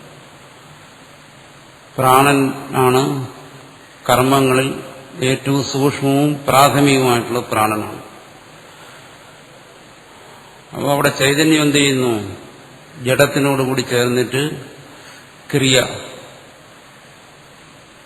കർമ്മം അല്ലെങ്കിൽ പ്രവൃത്തി ഇതിന് കാരണമായി തീരുന്നു. ഇപ്പൊ കർമ്മത്തിന് അല്ലെങ്കിൽ പ്രവൃത്തിക്ക് കാരണമായി തീരുന്നത് അഹന്തയാണ് എന്ന് നമ്മൾ പറയുന്നത് ഇങ്ങനെയാണ്. കാരണം പ്രാണൻ എന്ന് പറയുന്നത് ഒരു പദാർത്ഥമാണ്, ജഡമാണ്. അതിന് സ്വയം നിലനിൽപ്പുള്ള ഒന്നല്ല. ജഡം എന്ന് പറഞ്ഞു കഴിഞ്ഞാൽ ജഡത്തിന്റെ ഏറ്റവും സൂക്ഷ്മമായ ഭാവം. ജഡത്തിന്റെ ഏറ്റവും സൂക്ഷ്മമായ ഭാവത്തിന് നമ്മൾ ഊർജ്ജം എന്ന് വിളിക്കുന്നു, എനർജി എന്ന് പറയുന്നു. അതിനെ നമ്മുടെ ആധ്യാത്മിക ശാസ്ത്രത്തിൽ അതിനെ തന്മാത്ര, സൂക്ഷ്മജഡം എന്ന് പറയുന്നു. എന്തിനെ? എനർജി, ഊർജത്തെ. ആ ഊർജത്തിന്റെ ഏറ്റവും സൂക്ഷ്മമായ അവസ്ഥയാണ് പ്രാണൻ. ജഡം എത്രമാത്രം സൂക്ഷ്മമായാവുമോ, പരമാവധി സൂക്ഷ്മമായി കഴിഞ്ഞാൽ അത് ചെന്നെത്തുന്നത് പ്രാണനാണ്. പ്രാണനിൽ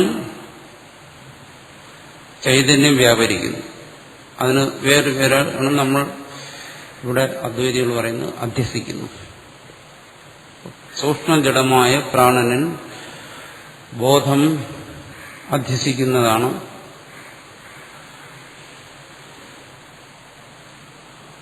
നമുക്കനുഭവപ്പെടുന്ന പ്രാണസാന്നിധ്യം. പ്രാണസാന്നിധ്യം എന്ന് വെച്ചാൽ ജീവാവസ്ഥ. നമ്മൾ ഓരോരുത്തരും പറയും എന്താണ്, ഞാൻ ജീവിച്ചിരിക്കുന്നു എന്ന് പറയും. ഞാൻ ജീവിച്ചിരിക്കുന്നു എന്നുള്ളതിന്റെ മുഖ്യമായ തെളിവ് എന്താണ്? എന്നിൽ പ്രാണൻ പ്രവർത്തിക്കുന്നു. എന്നിൽ പ്രാണൻ പ്രവർത്തിക്കുന്നു എന്ന് പറഞ്ഞാൽ എന്താണ്? അതിസൂക്ഷ്മമായ ഈ ഊർജത്തിനോട് ചിത്ത് താതാത്മ്യപ്പെടുന്നത്.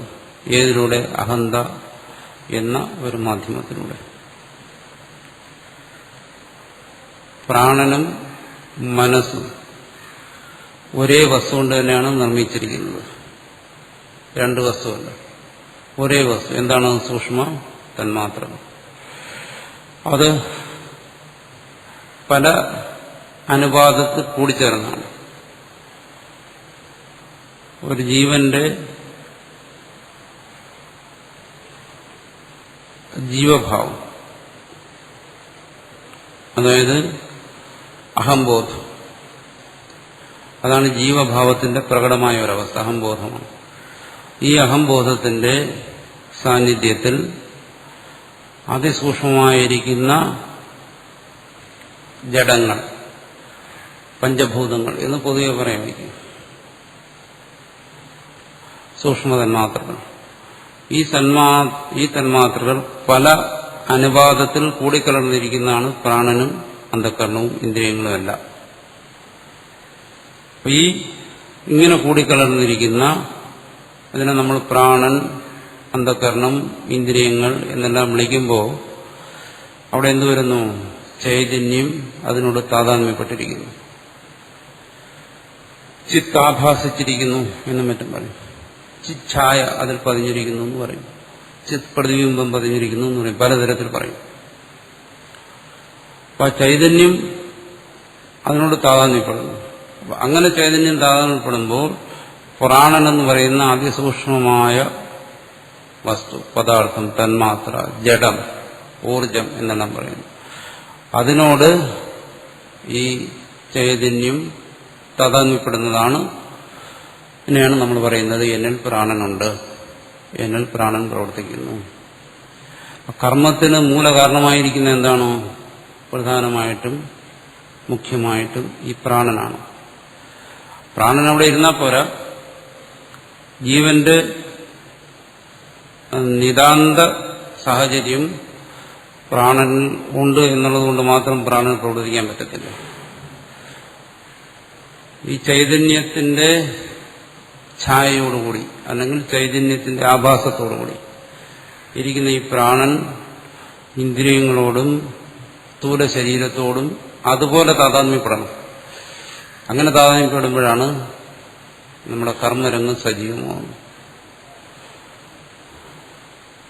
ആ പ്രാണനെ തന്നെ രണ്ടായിട്ട് വിഭജിച്ചിരിക്കുന്നു, ഈ ശരീരത്തിൽ പ്രവർത്തിക്കുന്ന പ്രാണൻ. അപ്പോൾ ജീവനഹേതുകമായിട്ടുള്ള പ്രാണൻ ഒന്ന്, അത് പ്രാണനൊരു ഭാഗം അങ്ങനെ തിരിഞ്ഞു നിന്ന് ശരീരത്തിന്റെ ജീവസന്ധാരണത്തിന്, ഈ ശരീരത്തിൽ ഈ പ്രാണനെ നിലനിർത്തുന്നുള്ള പ്രവൃത്തിയിൽ ഏർപ്പെട്ടിരിക്കുന്നു. അതൊന്നും. അതേ പ്രാണൻ തന്നെ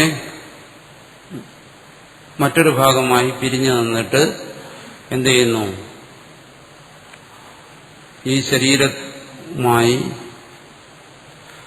ചൈതന്യഛായയോടുകൂടിയിരിക്കുന്ന ഈ പ്രാണൻ ശരീരം, ഇന്ദ്രിയം, മനസ്സ് ഇവയുമായിട്ട് ബന്ധപ്പെട്ടിട്ട് ആ ജീവനെ കൊണ്ട് ബാഹ്യകർമ്മങ്ങളിൽ വ്യാപരിപ്പിക്കുന്നു. ഒന്ന്, ജീവനസന്ധാരണത്തിന് വേണ്ടിയുള്ള പ്രവർത്തനങ്ങൾ ശരീരത്തിൽ നടക്കുന്നു. മറ്റ് അതേ പ്രാണൻ തന്നെ ഒരു ഭാഗം നിന്നിട്ട് മറ്റ് പ്രവർത്തനങ്ങളിലേക്ക്, നമ്മൾ സാധാരണ പറയുന്ന മാനസികവും കായികവുമായ കർമ്മങ്ങളിലേക്ക് ശരീരവുമായി ബന്ധപ്പെട്ട് ജീവനെ പ്രവർത്തിപ്പിക്കുന്നു. ഇത് നമുക്ക് ശരിക്കും വേർതിരിച്ചറിയാവുന്നുള്ളത് ജാഗ്രതത്തിലും സുഷുപ്തിയിലും. സുഷുപ്തിയിൽ എന്ത് ചെയ്യുന്നു? ഈ പ്രതിബന്ധത്തോടുകൂടിയിരിക്കുന്ന പ്രാണൻ കേവലം ശരീരസന്ധാരണത്തിന് വേണ്ടിയുള്ള പ്രവർത്തനങ്ങളിൽ മാത്രം വ്യാപരിക്കുന്നു. കായിക മറ്റ് മാനസിക ചേഷ്ടകളിൽ ഗാഠനിദ്രയിൽ പ്രാണൻ വ്യാപരിക്കുന്നു. പക്ഷെ അവിടെയും പ്രാണസാന്നിധ്യമുണ്ട്. അതുകൊണ്ടാണ് സുഷുപ്തിയിലും ശരീരത്തിൽ ജീവൻ നിലനിൽക്കുന്നത്. ജാഗ്രതത്തിലേക്ക് വരുമ്പോഴോ ഈ പ്രാണന്റെ തന്നെ അർദ്ധഭാഗം അവിടെ സുപ്താവസ്ഥയിലായിരുന്നു. ആ സുപ്താവസ്ഥയിലായിരുന്ന പ്രാണൻ ജാഗ്രതായിട്ട് ഈ ശരീരത്തിലൂടെ നാനാതരത്തിലുള്ള ഇന്ദ്രിയ വ്യാപാരങ്ങളിൽ, ശരീരവ്യാപാരങ്ങളിൽ ഏർപ്പെടുന്നു. ഇവിടെയാണ് നമ്മൾ കർമ്മം എന്ന് പറയുന്നത് ഇതിനെയാണ്. ഈ ജാഗ്രത അവസ്ഥയിൽ ഇങ്ങനെ പ്രാണൻ വ്യാപരിക്കുന്നിടത്താണ് പ്രവർത്തനങ്ങൾ, കർമ്മങ്ങൾ നടന്നുകൊണ്ടിരിക്കുന്നത്. ഇവിടെയാണ് എന്തുവരുന്നത്? കർമ്മയോഗത്തിന്റെ തന്നെ ഇതാണ്. അപ്പോൾ കർമ്മയോഗത്തിന്റെ തന്നെ എവിടെ നിന്ന് തുടങ്ങി? അതിസൂക്ഷ്മമായ അഹന്തയുടെ സ്ഫുരണം. ആ സ്ഫുരണത്തിൽ നിന്ന് ആ ചൈതന്യം, ആ സ്ഫുരണത്തെ അവലംബിച്ച് പ്രാണൻ, ഇന്ദ്രിയങ്ങൾ, സ്ഥൂല ശരീരം ഇതിലെല്ലാം വ്യാപിച്ച് പ്രവൃത്തിയിലേക്ക് ഏർപ്പെടുന്നു. ഒരു ജീവന് സാധാരണഗതി യാതൊരു തരത്തിലും നിയന്ത്രണമില്ലാത്ത അതാണ് ഈ പ്രാണന്റെ ഒട്ടുമുക്കാൽ ഭാഗം. ഈ പ്രാണൻ അതിന്റെ മുഖ്യമായ പ്രവർത്തനങ്ങളെല്ലാം ഏർപ്പെട്ടിരിക്കുന്നത് ഏത് പ്രവർത്തനത്തിലാണ് ഏർപ്പെട്ടിരിക്കുന്നത്? ഈ ജീവനുമായി ഈ ശരീരത്തെ ബന്ധിപ്പിച്ചുകൊണ്ടിരിക്കുന്ന പ്രവർത്തനങ്ങളിലാണ്. അതിലാണ് പ്രാണന്റെ ഒട്ടുമുക്കാൽ പങ്കും അതിലാണ് നടന്നുകൊണ്ടിരിക്കുന്നത്. ആ പ്രാണൻ അങ്ങനെ പ്രവർത്തിച്ചിട്ടാണ് ഈ ശരീരത്തിന് ബാല്യം, കൗമാരം, യൗവനം, വാർദ്ധക്യം എന്നീ അവസ്ഥകളെ കൊടുക്കുന്നു. അങ്ങനെ ഈ പ്രാണന്റെ ശരീരത്തിലുള്ള ആ പ്രവർത്തനങ്ങളാണ് ശരീരത്തിന് നമ്മൾ സാധാരണ പറയുന്ന ഷഡ്ഭാവവികാരങ്ങളെ ഉണ്ടാക്കുന്നത്. ഈ പ്രവർത്തനം ആണ് പ്രാണനെ സംബന്ധിച്ചിടത്തോളം മുഖ്യമായിട്ടുള്ള ധർമ്മം. ഇതിന് പ്രാണന് പ്രവർത്തിക്കുന്നതിന് കാരണമായിരിക്കുന്ന എന്താണ്? സംസ്കാരം തന്നെ. ഏത് സുഹൃത ദുഷ്കൃതങ്ങൾ. ആ പ്രാണന്റെ ഒരു ചെറിയൊരു അംശം ശരീര മനസ്സുകളിൽ, ഇന്ദ്രിയങ്ങളിലേക്ക് വ്യാപിച്ചിട്ട് എന്ത് ചെയ്യുന്നു? നമ്മളെ മറ്റ് പ്രവർത്തനങ്ങളിലേക്ക്, നമ്മൾ ചെയ്യുന്ന സ്ഥൂലങ്ങളായ ബാഹ്യങ്ങളായ സുഹൃത ദുഷ്കൃതങ്ങളിലേക്ക് ജീവനെ പ്രവർത്തിപ്പിക്കുന്നു. അപ്പോൾ കർമ്മയോഗിയെ സംബന്ധിച്ചിടത്തോളം ഈ പ്രാണന്റെ മുഖ്യമായ പ്രവർത്തനങ്ങളിലൊന്നും നേരിട്ട് യാതൊരു നിയന്ത്രണവുമില്ല. അതിനെ നിയന്ത്രിച്ചുകൊണ്ടിരിക്കുന്ന ആര്? പൂർവ സുഹൃത ദുഷ്കൃതങ്ങൾ. അതിനാണ് നമ്മൾ പ്രാരബ്ധം എന്ന് വിളിക്കുന്നത്. ഈ ശരീരം ആരംഭിക്കുന്നതിന് കാരണമായിരിക്കുന്ന കർമ്മസംസ്കാരങ്ങൾ. അപ്പോൾ കർമ്മയോഗി നിയന്ത്രിക്കുന്നതും പരിഷ്കരിക്കുന്നതും എല്ലാം ഏതിനെയാണ്? ഈ പ്രാണന്റെ ഒരു ചെറിയ അംശത്തെയാണ്. ഏതൊരംശമാണോ ഈ അഹന്തയെ ആശ്രയിച്ചുകൊണ്ട് മനോബുദ്ധി പ്രാണ ശരീര ഇന്ദ്രിയ വ്യാപാരങ്ങളിൽ ഏർപ്പെട്ടിരിക്കുന്നു, ആ ഒരംശത്തെ. ഈ അംശത്തിൽ എന്ത് ചെയ്യുന്നു? കർമ്മയോഗി സുഹൃത ദുഷ്കൃതങ്ങളെ ഒഴിവാക്കുന്നു. ഇതാണ് ശരിക്കുള്ള ജീവശാസ്ത്രം. നമ്മൾ ജീവശാസ്ത്രമെന്ന് സാധാരണ പഠിച്ചു വരുന്നത്, ഭൗതികമായി പഠിച്ചു വരുന്നത് ജീവന്റെ ശാസ്ത്രമല്ല, ശരീരശാസ്ത്രത്തെയാണ് ജീവശാസ്ത്രം എന്ന് പറയുന്നത്. ഇവിടെ നമ്മുടെ ആധ്യാത്മിക ശാസ്ത്രത്തിലാണ് ശരിക്കും ജീവശാസ്ത്രത്തെ കൈകാര്യം ചെയ്യുന്നത്. അവിടെ ജീവശാസ്ത്രത്തെ കുറിച്ച് പറയുന്നത് ഇങ്ങനെയാണ്: ആ ജീവൻ അഹന്തയെ അതിനെ ഏറ്റവും പ്രാഥമികമായിട്ടും മുഖ്യമായിട്ടും ആശ്രയിച്ചുകൊണ്ട് പ്രാണന്റെ ശരീര സഹായത്തോടുകൂടി അതിനെ മുഖ്യമായി അവലംബിച്ചുകൊണ്ട് ശരീര ഇന്ദ്രിയങ്ങളിലൂടെ പ്രവർത്തനങ്ങൾ ഏർപ്പെടുന്നു. ഇങ്ങനെ പ്രവർത്തിച്ചുകൊണ്ടിരിക്കുമ്പോൾ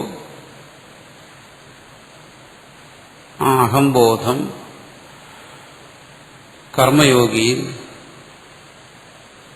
ഈ പറയുന്ന സുഹൃത ദുഷ്കൃതങ്ങളെ സഞ്ചയിക്കുന്നില്ല കർമ്മയോഗിയുടെ അന്ധകരണത്തിൽ.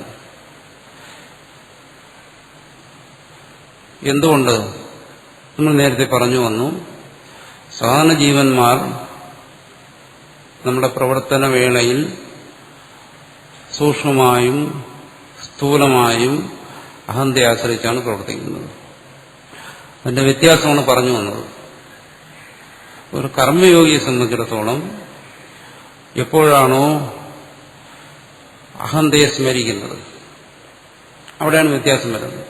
ഒരു സാധാരണ ജീവൻ അഹം എന്നുള്ള ഈ മാധ്യമത്തിലൂടെ എന്താണ്? കേവലമായ അഹന്തയെ സ്മരിക്കുന്നു. കർമ്മയോഗിയാണെങ്കിലോ അഹം എന്നുള്ള ഈ മാധ്യമത്തിലൂടെ ആത്മാവിനെ സ്മരിക്കുന്നു, അല്ലെങ്കിൽ ഈശ്വരനെ സ്മരിക്കുന്നു. അവിടെ ബാഹ്യമായ വൃത്തിക്കല്ല ഭേദം, ആന്തരികമായ ബോധത്തിനാണ്. ആണ് വ്യത്യാസം. അതാണ് ഞാൻ പറഞ്ഞു വന്നത്. ഇപ്പോൾ സംസാരിക്കുന്നു. അപ്പോൾ വാസ്തവത്തിൽ ഞാൻ സംസാരിക്കുമ്പോൾ, സംസാരിച്ചുകൊണ്ടിരിക്കുന്ന എനിക്ക് ഞാൻ സംസാരിക്കുന്നു എന്നുള്ള ബോധം വരുമ്പോൾ, അല്ലെങ്കിൽ ഞാൻ സംസാരിക്കുന്നു എന്ന് സംസാരിക്കുമ്പോൾ, ഞാൻ സംസാരിക്കുന്നു എന്ന് മറ്റൊരാളെ ബോധ്യപ്പെടുത്താൻ, ശബ്ദത്തിലൂടെ ബോധ്യപ്പെടുത്താൻ ശ്രമിക്കുമ്പോൾ വാസ്തവത്തിൽ എന്താണ് സംഭവിക്കേണ്ടത്? ഞാനെന്നുള്ള ബോധത്തിലൂടെ അഹന്തയല്ല ബോധിക്കേണ്ടത്, മറിച്ച് എന്നിലിരിക്കുന്ന ചൈതന്യാംശത്തെ, ആത്മാംശത്തെയാണ് ആ ശബ്ദത്തിലൂടെ സ്വയം ബോധിക്കേണ്ടതും മറ്റുള്ളവരെ ബോധിപ്പിക്കേണ്ടതും. ആ ചൈതന്യാംശത്തിനെയാണ് നമ്മൾ വേറെ തരത്തിൽ പറഞ്ഞാൽ ഈശ്വരാംശം എന്ന് പറയുന്നത്. ആ ഈശ്വരാംശത്തെയാണ് അയാൾ ഗ്രഹിക്കുന്നത്. അതാണ് കർമ്മയോഗിയുടെയും കേവലകർമ്മിയുടെയും അനുഭവങ്ങളിൽ വരുന്ന വ്യത്യാസം. നമ്മൾ നേരത്തെ ചോദ്യം ചോദിച്ചാണ്, അറിയാതെയാണെങ്കിൽ ഈ ചോദ്യമാണ് ചോദിച്ചത്: എന്താണ് മനോഭാവം? കർമ്മം ചെയ്യുന്നവന്റെ മനോഭാവം എന്താണ് എന്നിതാണ്. ബാഹ്യമായ ശബ്ദത്തിലല്ല, ആന്തരികമായ അനുഭവത്തിലാണ് വ്യത്യാസം. എന്തുകൊണ്ട്? ഈ അഹമെന്നുള്ള ബോധം സ്ഫുരിക്കുന്നത് ശുദ്ധമായ ചൈതന്യത്തിൽ നിന്നാണ്. അതിൽ അഹം എന്ന് പറയുന്ന ആകാരം, അതാണ് ജഡാംശം. ആ ബോധത്തിൽ വരുന്ന ഒരു രൂപം, ആ സ്ഫുരണത്തിൽ വരുന്ന ഒരു രൂപമാണ്. അതിനെയാണ് നമ്മൾ അഹമെന്ന് പറയുന്നത്, നമ്മുടെ ശബ്ദത്തിലൂടെ പുറത്തു വരുന്നത്. അത് ജഡാംശമാണ്. കർമ്മയോഗി എന്ത് ചെയ്യുന്നു? എപ്പോഴാണോ താൻ തന്റെ അഹത്തെ, തന്റെ ഉള്ളിലെ അഹം താൻ മനഃപൂർവ്വം ഉണ്ടാക്കുന്നതല്ല, സംസ്കാരം കൊണ്ട് അഹമെന്നുള്ളിൽ സ്ഫുരിക്കുന്നതാണ്, ശബ്ദരൂപത്തിൽ പുറത്തു വരികയാണ്, മറ്റുള്ളവർ കേൾക്കുകയാണ്. കേൾക്കുന്നവൻ ധരിക്കുന്ന എന്താണ്? അയാൾ പറയുന്നത് അഹത്തെക്കുറിച്ചാണ്. എന്റെ ഉള്ളിലിരിക്കുന്ന അഹത്തിന് സമാനമായ ഒരു അഹത്തെക്കുറിച്ചാണ് അയാൾ പറയുന്നതെന്ന് കേൾക്കുന്ന അയാൾ ധരിക്കും. പക്ഷെ കർമ്മയോഗി അല്ലെങ്കിൽ ജ്ഞാനി അഹമെന്ന് പറയുമ്പോൾ എന്ത് വരുന്നു? അഹത്തിലൂടെ അത് ചെന്നെത്തുന്നത് ആ ജ്ഞാനിയുടെ അല്ലെങ്കിൽ കർമ്മയോഗിയുടെ ബോധം, കർമ്മയോഗിയുടെ ബോധമാണെങ്കിൽ ചെന്നെത്താൻ ശ്രമിക്കുന്നത്, ജ്ഞാനിയുടെ ബോധമാണെങ്കിൽ ചെന്നെത്തുന്നത് എവിടെയാണ്? തന്റെ അന്തരാത്മാവിലാണ്, ജഡമായ അഹംവൃത്തിയിലല്ല. ഇതാണ് രണ്ടും തമ്മിലുള്ള വ്യത്യാസം. ഇതതിന്റെ ശാസ്ത്രീയമായ ഒരു വിശകലനമാണ്. സാധാരണ ഭാഷയിൽ പറഞ്ഞു കഴിഞ്ഞാൽ നമ്മളെന്ത് പറയും? കർമ്മയോഗി കർമ്മം ചെയ്യുമ്പോൾ അഹം, താനെന്ന് പറയുന്ന ഭാഗത്ത് ഈശ്വരനെ സ്മരിക്കുന്നു, അല്ലെങ്കിൽ ആത്മാവിനെ സ്മരിക്കുന്നു എന്ന് പറയും. അതിന്റെ അർത്ഥം സഹജമായി സ്ഫുരിക്കുന്ന അഹംവൃത്തിയെ നിരാകരിക്കലല്ല, അതല്ല അവിടെ സംഭവിക്കുന്നു. അഹംവൃത്തിയെ നിഷേധിക്കുകയല്ല ചെയ്യുന്നത്, മറിച്ച് ആ അഹംവൃത്തിയിലൂടെ എന്ത് ചെയ്യുന്നു? അയാളുടെ ബോധതലത്തിലേക്ക്, ശുദ്ധമായ ബോധതലത്തിലേക്ക് എത്തിച്ചേരുകയാണ് ചെയ്യുന്നത്. ഇതിന് ശാസ്ത്രീയമായ ഭാഷയിൽ ബാധ സമാനാധികരണം എന്നെല്ലാം പറയും. വേറെ രീതിയിൽ പറയും ബാധ സമാനാധികരണം എന്ന് പറയുന്ന ഇതാണ്. ഒരു സാധാരണ വ്യക്തി ഞാനെന്ന് പറഞ്ഞുകൊണ്ടിരിക്കുമ്പോൾ അത് അയാളെ സംബന്ധിച്ചിടത്തോളം ചൈതന്യത്തിന്റെ ജഡം എന്നുള്ള ഒരു ഉപാധിയിലൂടെയുള്ള സ്ഫുരണം മാത്രമാണ്. ജഡമെന്നുള്ള അന്ധകരണവൃത്തിയിലൂടെയുള്ള കേവലമായ ഒരു സ്ഫുരണമാണ്. ഒരു കർമ്മയോഗിയിൽ അങ്ങനെയല്ല സംഭവിക്കുന്നത്. കർമ്മയോഗിയിൽ കർമ്മയോഗത്തിൽ നിഷ്ഠയുള്ളവനായി മാറുമ്പോൾ എന്തുവരുന്നു?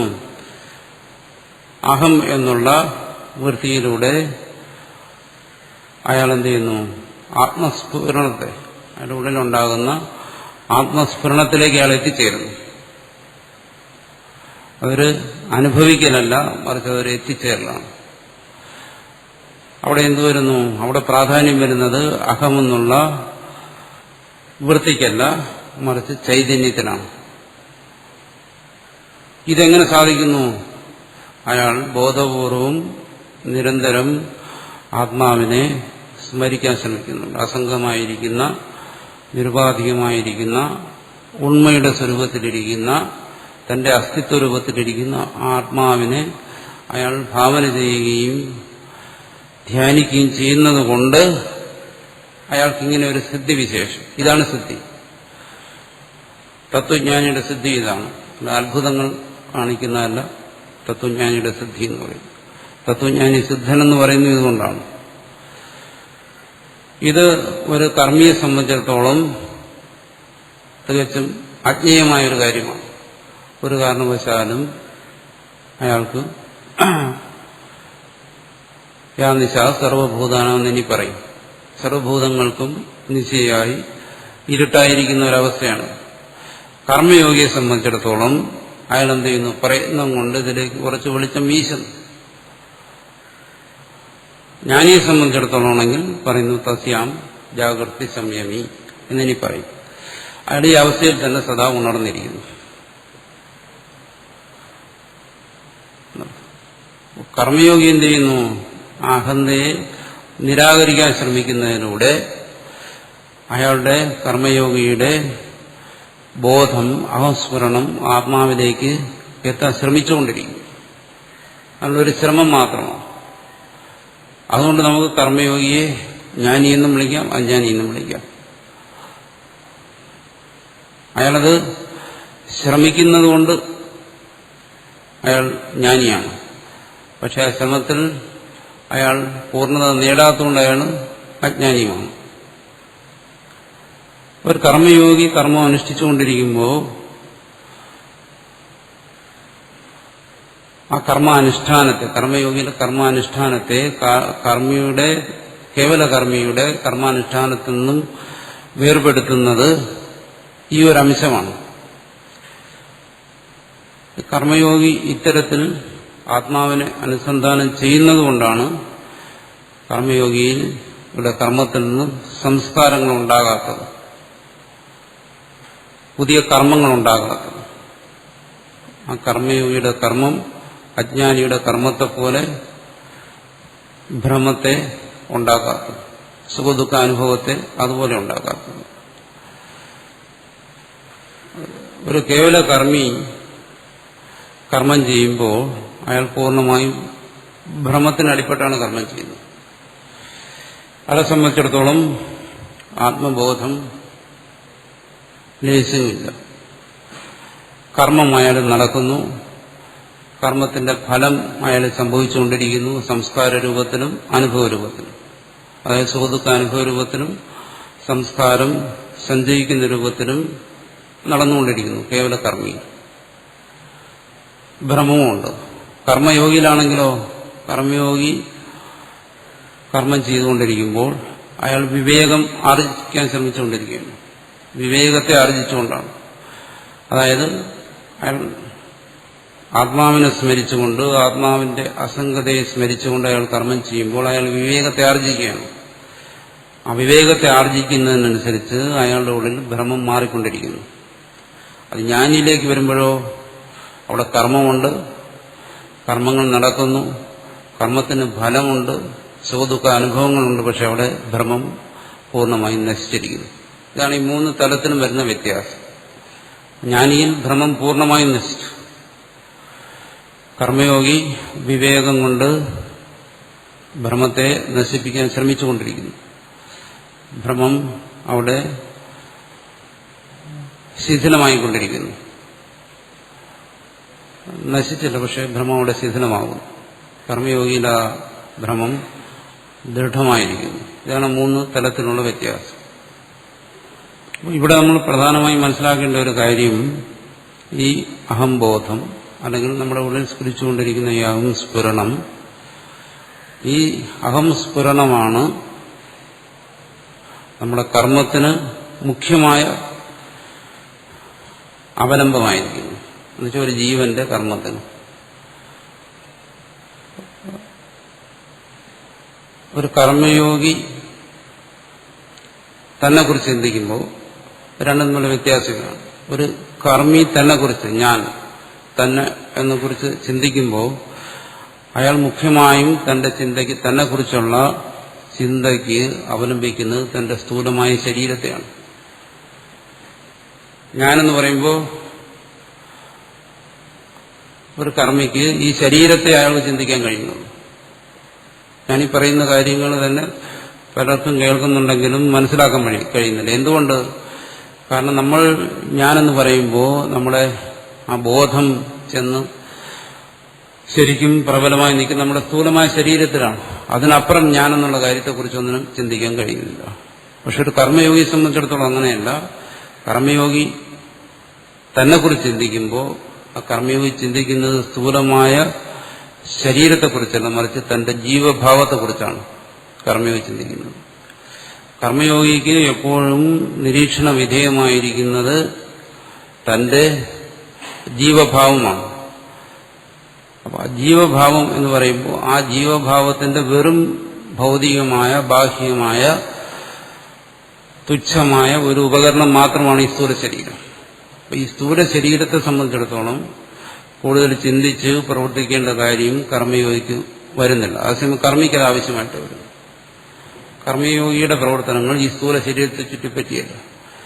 കർമ്മയോഗിയുടെ പ്രവർത്തനങ്ങളും ബാഹ്യമായ പ്രവർത്തനങ്ങൾ ഈ സ്ഥൂല ശരീരത്തെ അവലംബിച്ചാണെങ്കിലും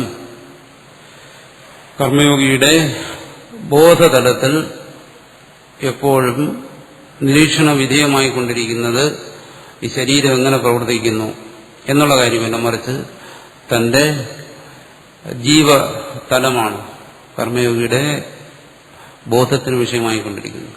തന്റെ ജീവതലം എന്ന് പറയുമ്പോൾ അതെവിടെ മുതൽ ഉള്ളിൽ സ്ഫുരിക്കുന്ന അഹന്ത തുടങ്ങി മാനസിക ഐന്ദ്രിയമായ വ്യാപാരങ്ങൾ, ആന്തരികമായി നടക്കുന്ന വ്യാപാരങ്ങൾ, ഇതിലാണ് കർമ്മയോഗി കൂടുതൽ ശ്രദ്ധിക്കുന്നത്. അല്ല സ്ഥൂലമായ ശരീരത്തിന്റെ വ്യാപാരങ്ങളിലല്ല. സ്ഥൂലമായ ശരീരത്തിന്റെ വ്യാപാരങ്ങൾ ഭൗതിക നീതി അനുസരിച്ച്, ബാഹ്യമായ നീതി അനുസരിച്ച് നടക്കുന്നതാണ് ശരീരവ്യാപാരങ്ങൾ.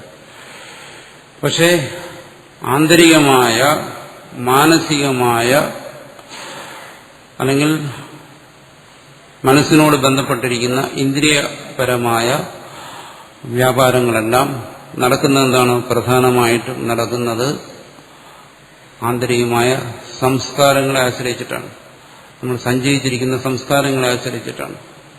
അതുകൊണ്ട് കർമ്മയോഗിക്ക് തന്നെക്കുറിച്ച് ചിന്തിക്കുമ്പോൾ പ്രധാനമായി ചിന്തിക്കേണ്ടി വരുന്നത് തന്റെ ആ ജീവഭാവത്തെക്കുറിച്ചാണ്.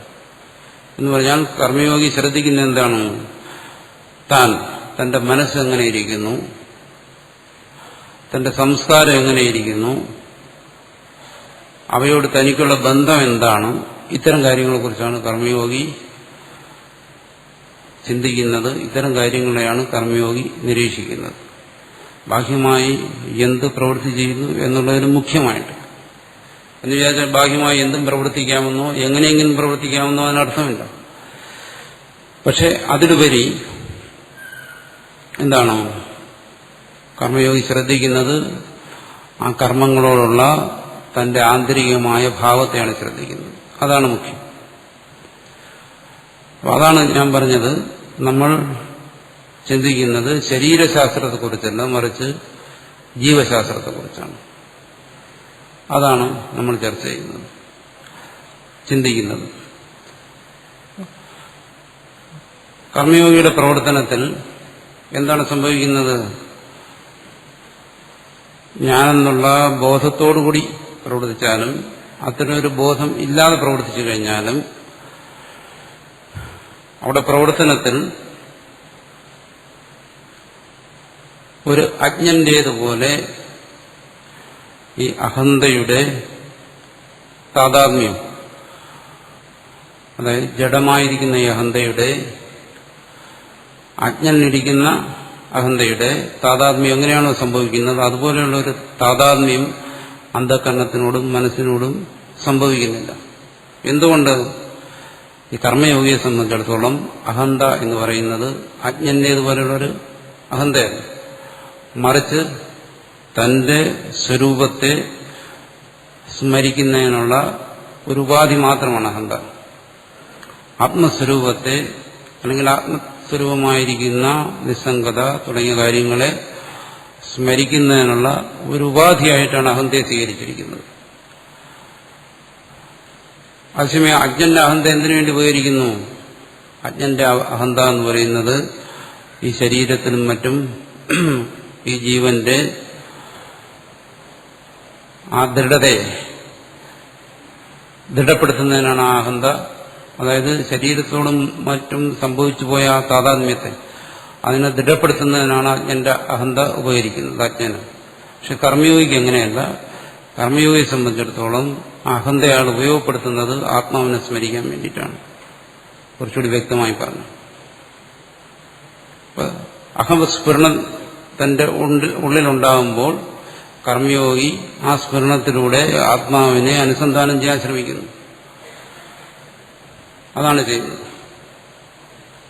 അപ്പോൾ കർമ്മം അനുഷ്ഠിച്ചുകൊണ്ടിരിക്കുന്ന വേളയിൽ ഒരാൾക്ക് അങ്ങനെ ആത്മാവിനെ അനുസന്ധാനം ചെയ്യാൻ കഴിയുന്നുണ്ടോ? പ്രായോഗികമായി ആത്മാവിനെ അപ്പോൾ അയാൾക്ക് അറിയാൻ കഴിയുന്നുണ്ടോ എന്ന് ചോദിച്ചു കഴിഞ്ഞാൽ ഇല്ല, അത് കഴിയുന്നില്ല. എന്തുകൊണ്ട്? ഈ കർമ്മം അനുഷ്ഠിക്കുന്നവൻ അജ്ഞനാണ്. അവൻ നേരത്തെ പറഞ്ഞു ഈ വിപരീത ഭാവനകളാണ് അവനിരിക്കുന്നത്. കർമ്മയോഗിയെ സംബന്ധിച്ചിടത്തോളം ഇതൊരു ശ്രമമാണ്, ഇതൊരു അഭ്യാസമാണ്. അങ്ങനെ ഒരു അഭ്യാസം ചെയ്തില്ല എന്നുണ്ടെങ്കിൽ എന്തുവരും?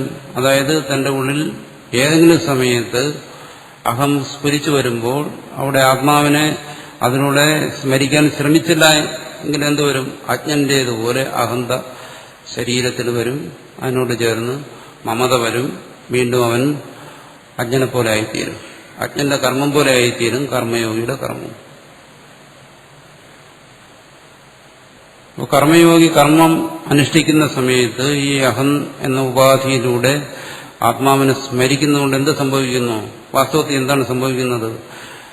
ഈ അഹന്തയ്ക്ക് ശരീരം, മനസ്സ് ഇവയോടുള്ള ആ താതാത്മ്യം, അവിടെ നിന്നാണ് നമ്മൾ തുടങ്ങിയത്, ആ താതാത്മ്യം ശിഥിലമായി വരുന്നു. അഹന്തയ്ക്ക് എപ്പോഴാണോ മനസ്സിനോടും ശരീരത്തിനോടും താതാത്മ്യം ഉണ്ടാകുന്നത്, അങ്ങനെ താതാത്മ്യം ഉണ്ടാകുന്ന സമയത്ത്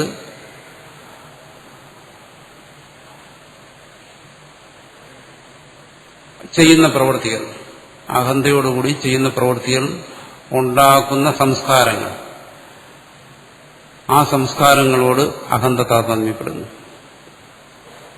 അതായത് ഒരു അജ്ഞൻ അഹത്തെ മുൻനിർത്തി പ്രവർത്തിക്കുമ്പോൾ അയാളിൽ ഉണ്ടാകുന്ന സംസ്കാരങ്ങളോട് അഹന്ത താതാത്മ്യപ്പെട്ടിരിക്കുന്നു. അസമയം കർമ്മയോഗി കർമ്മം ചെയ്യുമ്പോൾ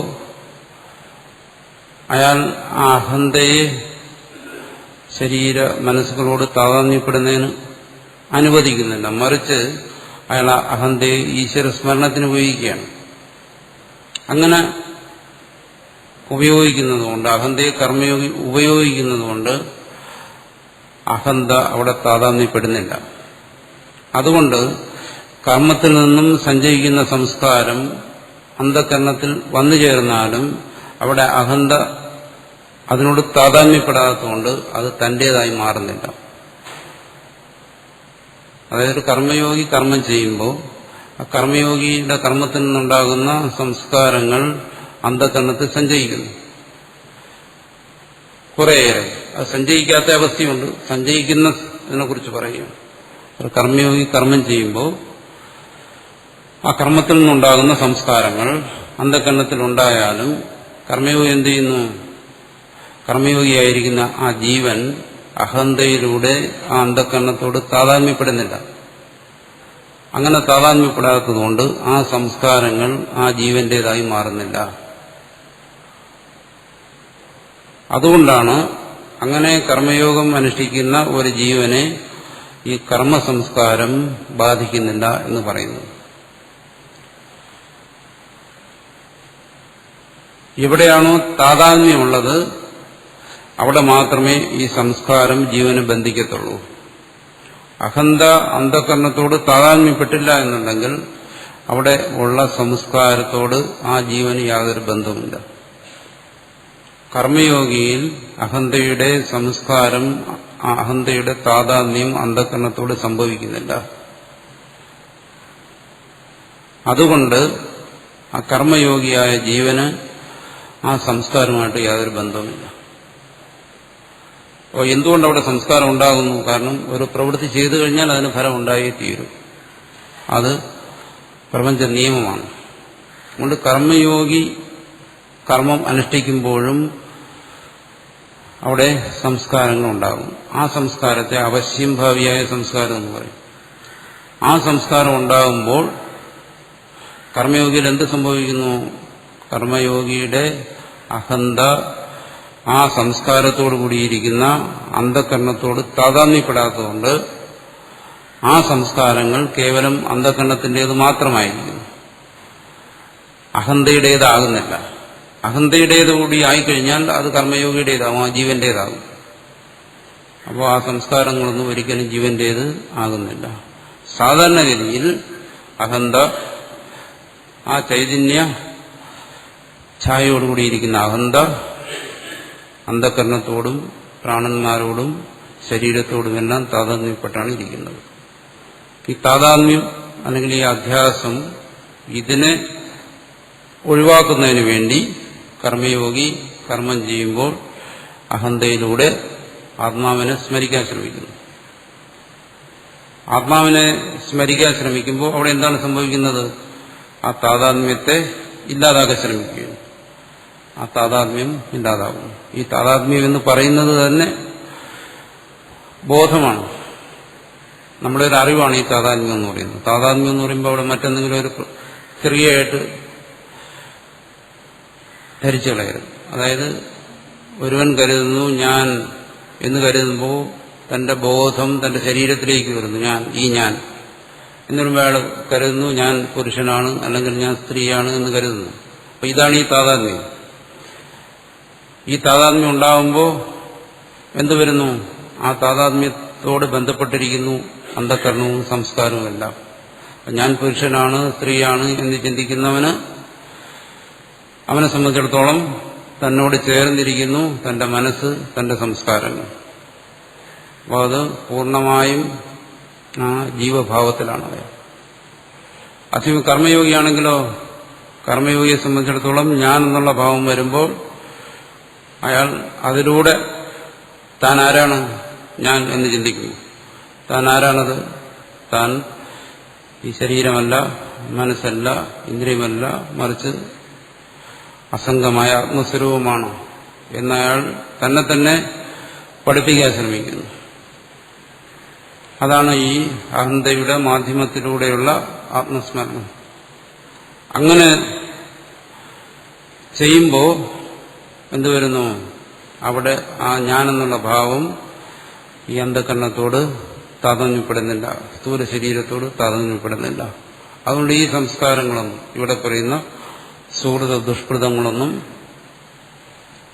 ഈ കർമ്മയോഗിയെ ബാധിക്കുന്നില്ല. ഇവിടെ ഇപ്പം നമ്മൾ ചർച്ച ചെയ്തത് ഈ ജീവശാസ്ത്രമാണ്. ഇതെങ്ങനെ പ്രവർത്തിക്കുന്നു എന്നുള്ളതാണ്.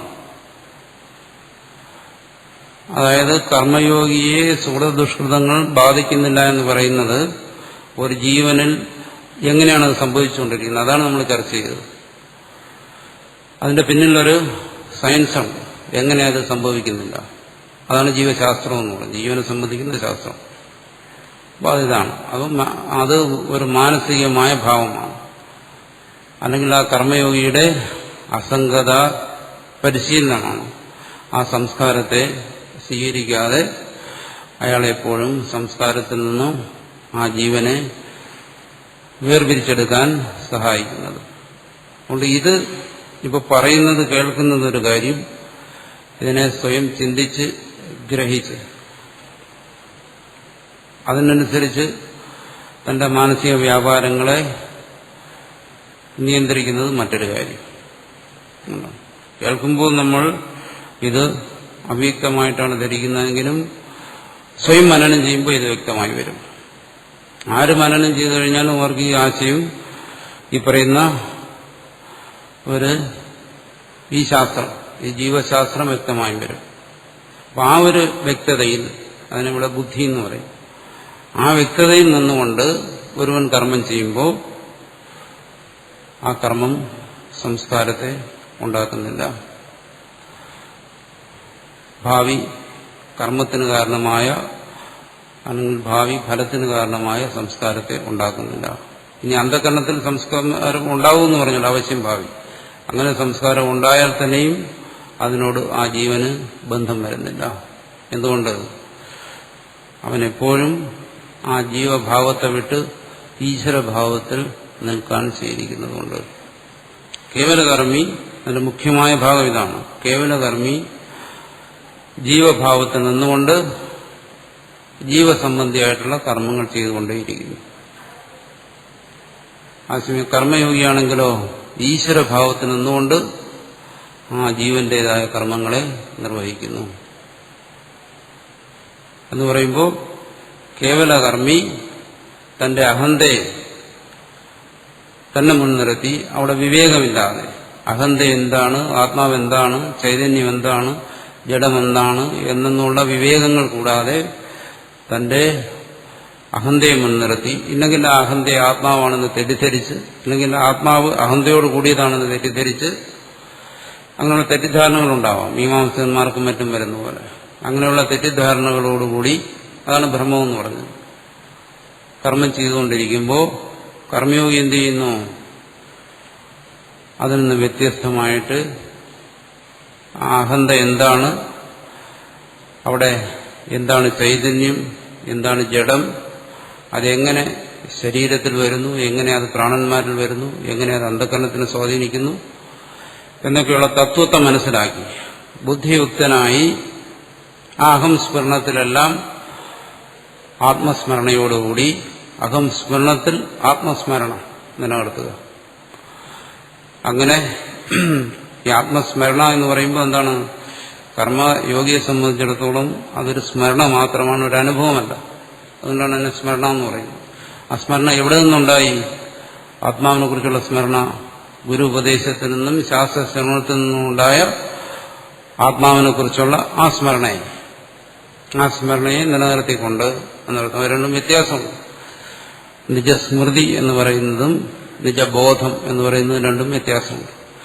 ജ്ഞാനിയെ സംബന്ധിച്ചിടത്തോളം അവിടെ നിജബോധമാണ്, കർമ്മയോഗിയെ സംബന്ധിച്ചിടത്തോളം നിജസ്മൃതിയാണ്. അനുഭവിക്കാത്തതിനെ എങ്ങനെ സ്മരിക്കുമെന്ന് ഉടനെ ചോദിക്കും.